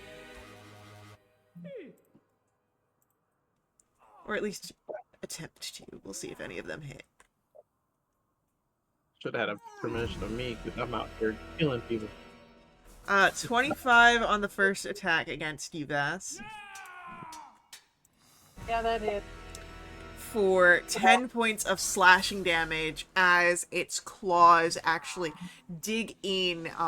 You get the grappled condition. Can I take a reaction? Mm-hmm.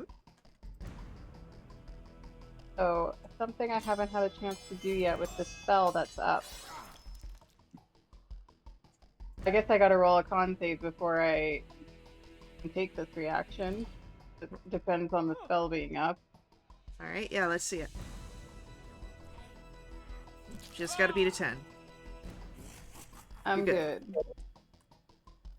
Okay, I would like for this vampire spawn Yes. make for me a con save of DC 18. That is a 15. Love that for him. He's blinded until the end of my next turn. Okay. Well, you're still grappled by him, and he's gonna try again for another claw attack, because he doesn't like being blinded, but misses with a 7. And I need you to make me a Constitution saving throw. Okay. The 16. Yeah, a 16 is successful as you hear the deathly hiss of breath. The spawn's jaw opens wide, fangs bared as he tries to take a bite out of you, but you're able to move away, and you don't have to worry about any sort of damage. Great. After Spawn me. A. He's gonna go after Romulus, sort of jumping down onto Romulus with 2 attacks with the claws. The first one misses. The second one is an 18, which I believe is also a miss. Yep. And will use the bonus action to disengage and crawl across the wall to get over here. And he'll end his turn actually right there. Because that should be enough for his movement. Yeah. And Romulus, it is your turn. Well, Vampire C, I guess, has been nominated to take all of what I'm about to dish out. I'm not doing smite this time around, but 27. Yes.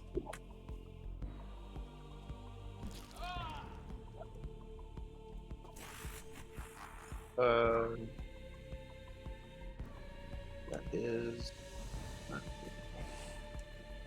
14 for the first attack. Advantage. Another 27. A Knight of Consistencies. All right. Yeah.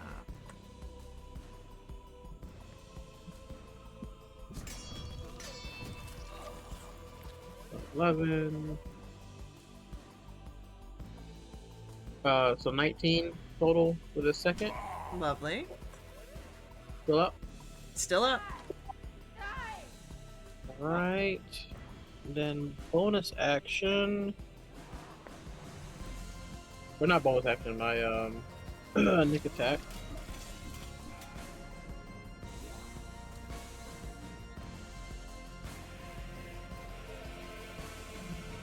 $27.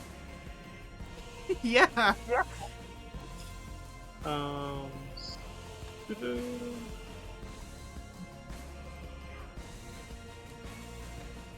So that is A dead spawn. oh cool. So I slowly walk out of the corner and I lock eyes with Vampire Spawn A and I point my blades. You Wait. hear the hiss.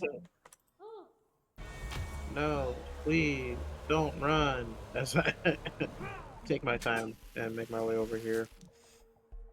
Yeah. And bonus action, I am going to. What spells can I use as a bonus action?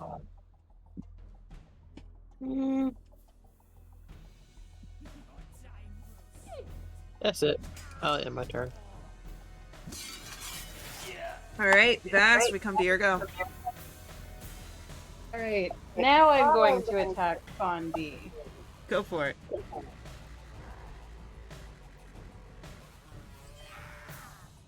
Oh my god, that's a 14. That is unfortunately a miss. That's a natural 20. That will hit. Great. Oh.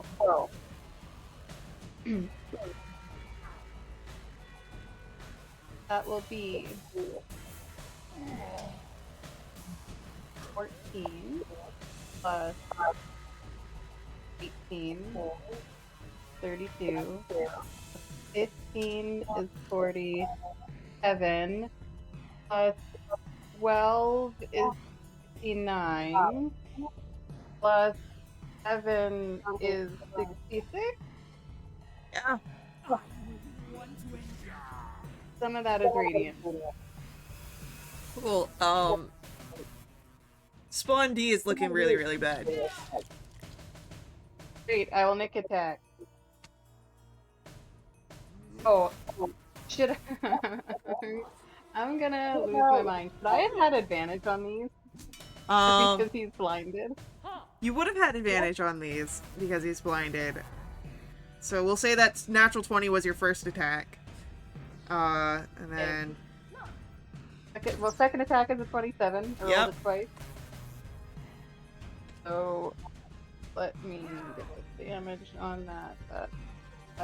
8 plus 5 points of radiant. That's 13.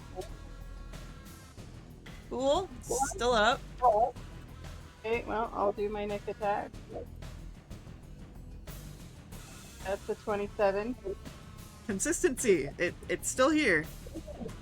That's gonna do a whopping 2 points of magical slashing and 11 points of radiant. And D is dead. D That is hurt. dead. Alright.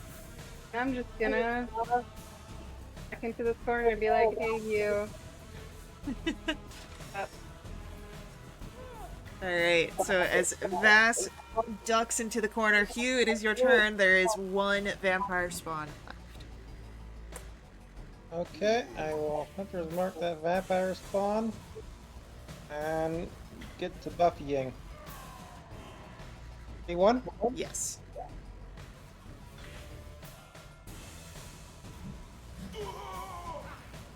Three, two, I guess. Yep.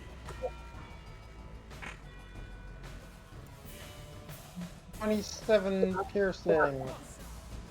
6 psychic. 4 of course.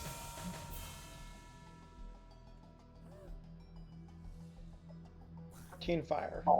And Okay. that spawn is down. I gotta give him one of those swords. So with that, you are no longer bound to the initiative and can return to investigating the children's room with hopefully no further disturbances. I check the ominous dollhouse.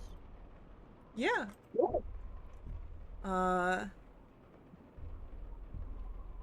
Go ahead, give me an investigation check. I'll try, but don't expect anything high. 18. 18. Yeah, as you look at the dollhouse here, you notice all sorts of little, it again, a perfect replica to scale. It would actually show you what looks to be hidden passages, including one here in the attic that seems to be some sort of staircase that winds down throughout all the levels of the house. Oh. Neat.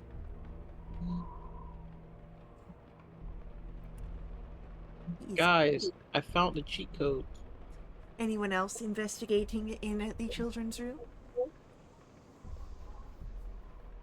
Sure. All right. Yeah, why? Hugh, and Vass looking around,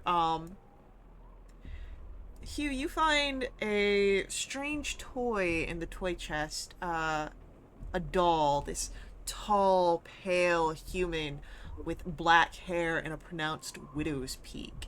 And it sounds like there's some sort of paper rattling inside the doll's body.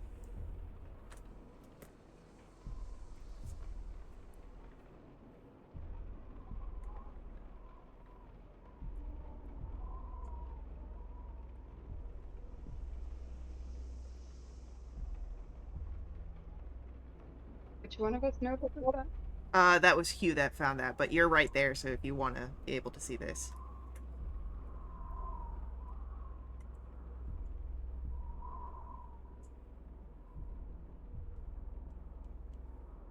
Is Hugh still here with us, or? I believe so. Yep, it's all right. Yeah. So, you got a doll, tall, pale human, black hair, widow's peak. It sounds like there's something papery in the body.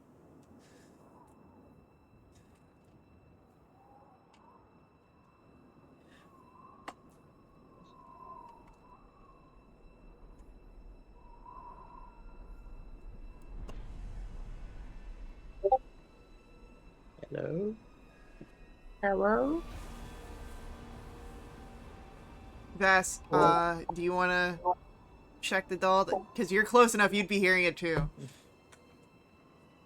I am having an internal crisis as Caitlin the person because I don't want to have anything to do with creepy dolls. But sure, S is there. This is weird. What's this all about?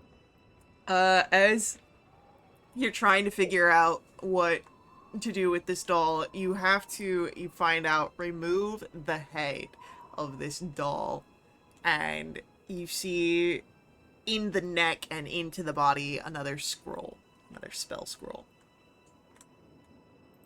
Can I read this one? Probably not, but I will double check.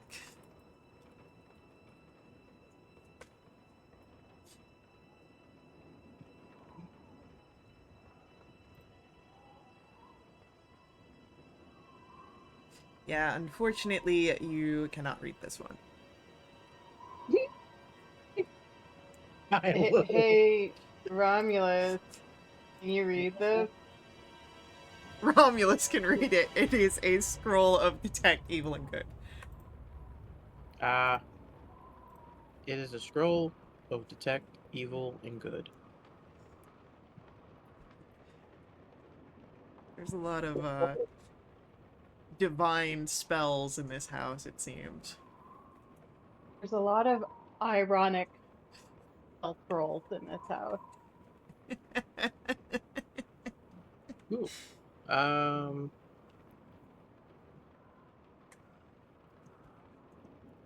it's like you want to work for me, and in 2 seconds you don't. Uh, I will leave this room. Mm-hmm. I will also tell everyone to take a courtesy glance at the dollhouse as it reveals its secrets of the house to us. And I will look to the room right next to this one. Okay. The room right next to this one is a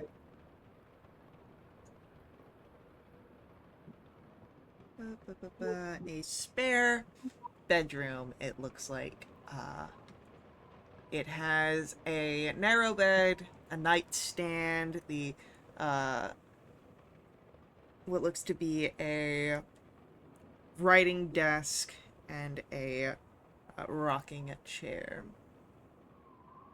Nothing of note. Nothing really of note. All right. I will check the room across if no one else is. This room, see, is a storage room.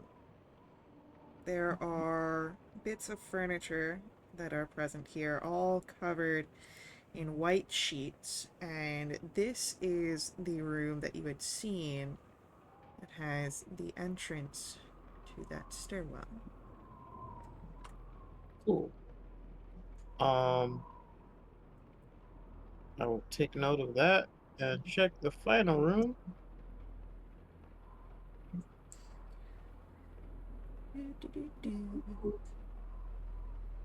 As you check that final room,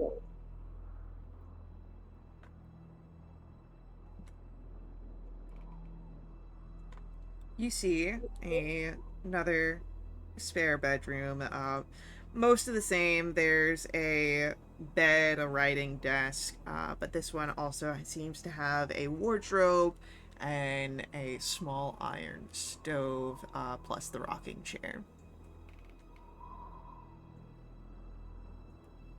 All right. Um,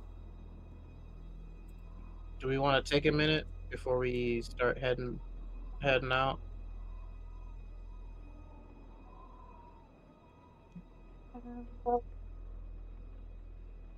Spell's not going to last forever. I don't know if we're going to run into any more undead. All right. Um, guess we go down. Right.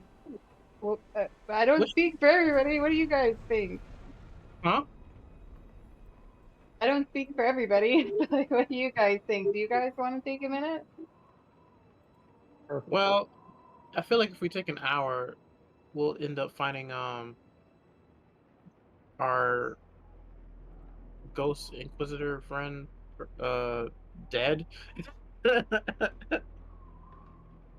we The almost we almost yeah, she she yeah, almost was found dead like 2 minutes ago. So that's a very valid point. I'm good. I mean, I'm good to go. Like, I mean, I would prefer to take a short rest, but Would I'm at I I'm at 106 right now. So would I really kill someone just like that? yes,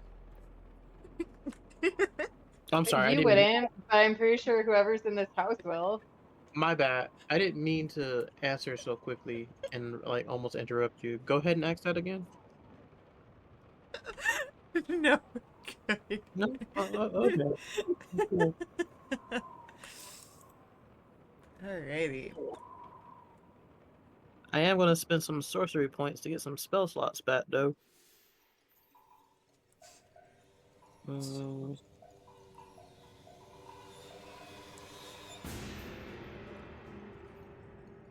As you wind down the stairwell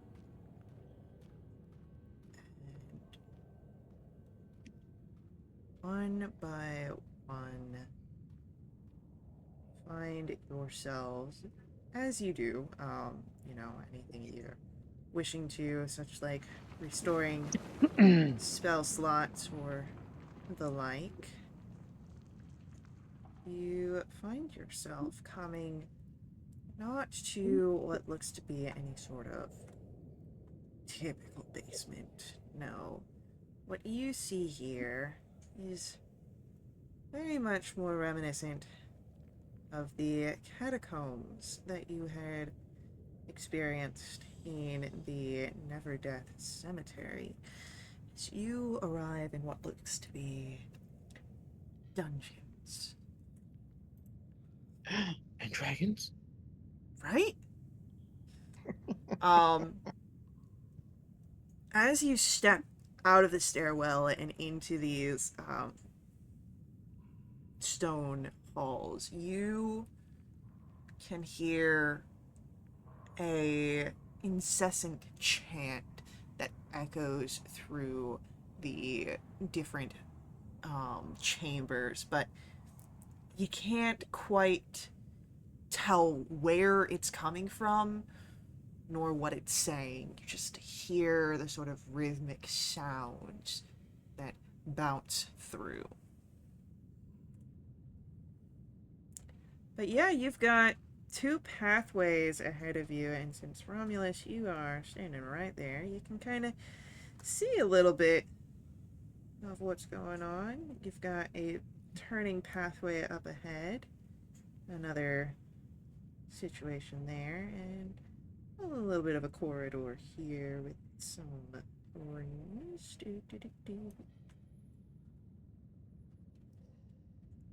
Cool. I peek around. I will step out into the corridor. Mm-hmm. Um, and again lose control of my character. Oh no. Uh, yeah, I don't know what's going on. Uh, hopefully next week, or not next week, but the next time we play, I'll be on my actual like computer Mm-hmm. and not on my Surface tablet. Yeah. Uh, but I will check this little directly across from me, Okay. see what I see there. What you would see here is darkness. Nothing. Oh Uh, no. it is a alcove of sorts. What would you would probably assume to be some sort of maybe catacomb or mausoleum, um, and the areas here that you are standing at are empty. Um, Mm-hmm. there are slabs that would be for these crypts, but they are unmarked and they hold no um, they hold no actual burial space. Okay. Um, what can I see down the hallway? Uh, around that corner or Yeah, I mean down like further. yeah, further down. Like is God dang it. You see what looks to be a table, maybe some sort of mess hall or something like that. mm, I will peek above me. Okay. You see stairs that lead upwards, making it hard to discern what the room above is. Um, well, uh, can I just turn that there's two that there looks like there'd be another pathway down there, down going south, or Uh, can you've got. No, I don't have to ask that question. There does seem to be what looks to be another path down, and maybe there's more paths than just the one. It does open up into a room. It looks like. okay? No, I meant like the what looks like the two. Oh yeah, those two openings. Yeah, for sure. Yeah. Okay. Uh, I will say there looks like there's stairs upward over here, and then it looks like a mess hall or some type, and then I think I see two more before the mess hall. There's like two more openings.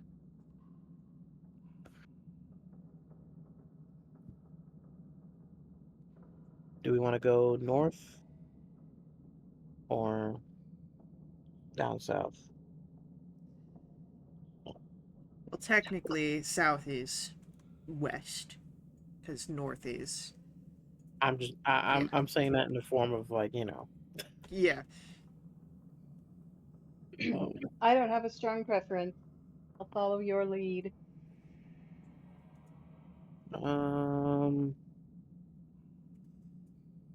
let's take a peek up the stairs. Okay, so as Romeo's gets you guys going up, we'll put our squishy little vase in the center. Um, Yeah. you would see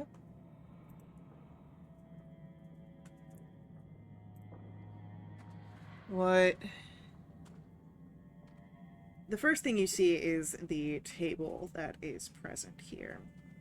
Small, four chairs around it. Uh, the area also seems to have sort of openings further in to the room and a path that leads elsewhere into the tunnels down here. Um,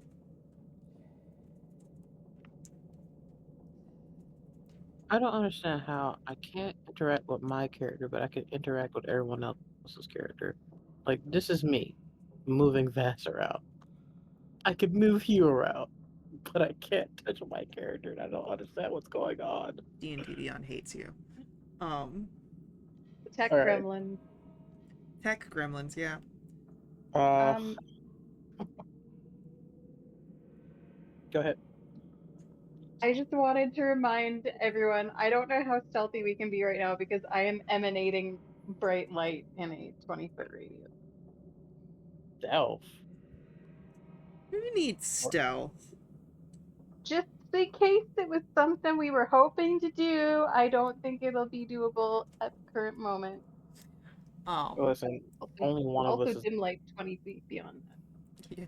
I ain't gonna lie to you. You guys, you two would be more stealthy than me. Even if I'm wearing mithril, stuff is not my specialty. Yeah. Stepping further into the room, you would notice that there are alcoves. They're empty, but they seem, or, well, they're empty of people, but they seem to have um, cots for sleeping and resting. Uh-huh.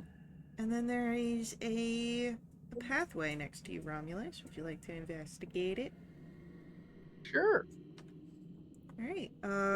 You see a sharp turn that has stairs that descend into another room. All right. Oh, before we go anywhere else, these looks like quarters or something of some kind. They do seem to be some sort of quarters. Cool. Um, Why? Do you want to take a nap? maybe, but no. I was gonna just investigate the room. It seems to be very barren. There doesn't really seem to be much more than the table and the chairs, and then the very bare bones pallets for sleeping. If spawns jump out. No spawns jump out, unless you want them to. We can create a I spawn would not like factory. that.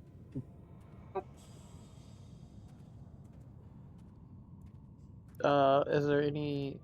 Does it look like any like foot lockers or anything? Or Not in this area, no. okay,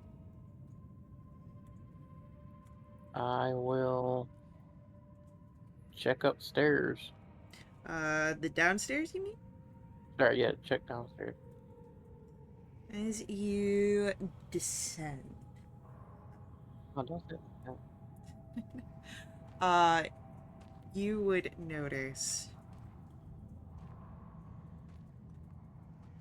the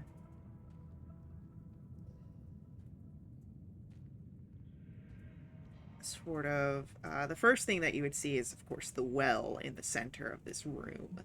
Um, it's 4 feet in diameter. Uh, it has a 3 foot high stone lip around it, um, with a wooden bucket from a rope and pulley system nearby. And there are more rooms, no doors, and they have slightly better versions of what you had seen in the previous room. Um, the Oh, okay. Assume these are like higher cultist rooms. Probably they do have chests in these rooms alongside a straw mattress on a wood framed bed. Um, but you would notice that each chest does have an iron padlock hanging from it. Ooh. Oh, Vass. Yes. My slippery fingered friend. I need your expertise. I see padlocks and I see treasures. Potentially. Treasures. Great. On it. All right. I will stick next to the well. 5 chests means 5 sleight of hand checks. Okay. How far Okay. away is the Ooga Chagas right now? Still undiscernible. Okay. First Alright, one's an 8. so we don't get this one, so I'm just gonna mark that one off. Uh, Second one's a 17. 17 we get. And Oh, we only get Then one. a 23. yeah, or I'm going for 1 unless someone else tries it. Alright, so 23 is another one that we get. Then a natural 20. Yeah, definitely. Then an 11. Alright, and that is another no-go. I just want to check something really quick because I don't know if Thieves' Schools is one of the things that I took expertise in.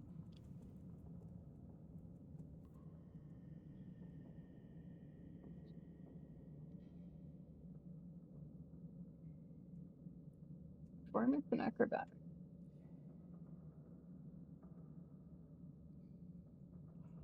Intimidation and arcana. Health and insight. Oh, no, I do not have expertise with my Thieves' Tools. So, as you're looking around, there are, personal effects which really don't have much worth. Um, Can I uh can I use the athletics to try to just break open the yeah, so go ahead. It'll be 2 athletics to break open those 2 that were um, unsuccessful. 21 That breaks open a lock. and 16? That will not break open a lock. So, let me just. Bam. Hey Hugh, you want to try busting open the other one? Other lock? Okay.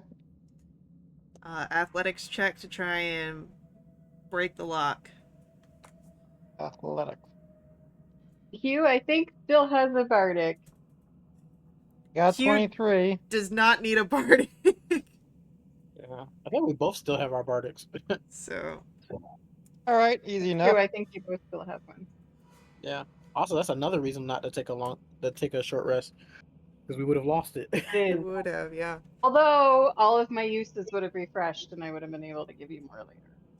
Okay, So, well, uh,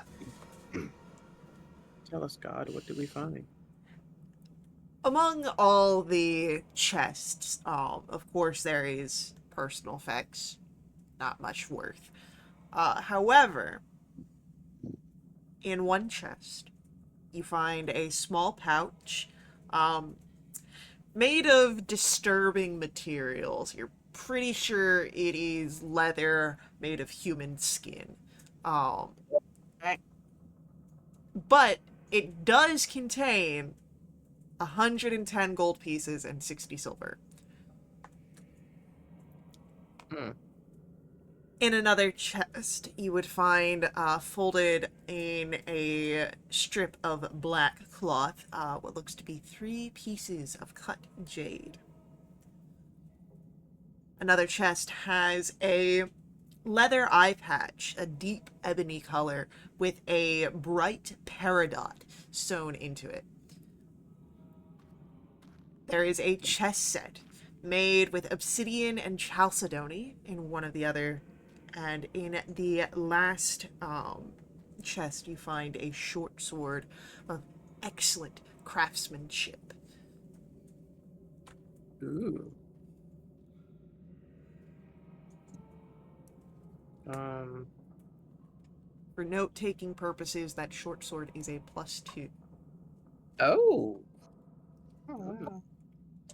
Uh. Well, I'm pretty cool with my weapons right now. If you want it, Vass, to replace one of your scimitars, I mean, I'll hang on to it for now. Yeah. you have weapon masteries, right? I have. Yes, I have two. Okay. Because as you know, short swords give you Vec. When you hit with it, your next attack gets Okay. advantage. So I don't know if you have Vex or not. So I do um, for the short bow, but I don't. I don't. Is it two? I have to check if it's two weapon types or two mat. Because I don't. Does it I go think it's two. I think between it's two weapons? weapons. It's two weapons. Yeah, because right now I've got scimitar and short bow. Okay, okay. But you can change them. I think Uh, after every long rest, you can change your weapon masteries. That is on long rests. Yeah. did the black leather eye patch, was it a peridot that was sewn in? Yes.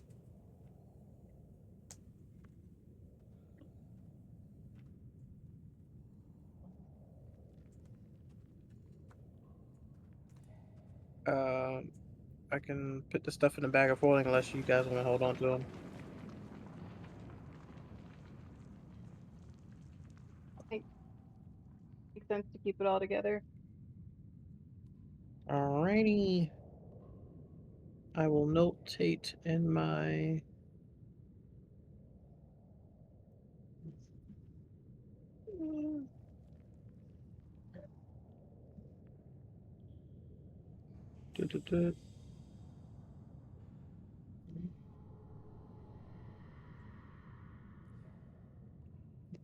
All right. Okay.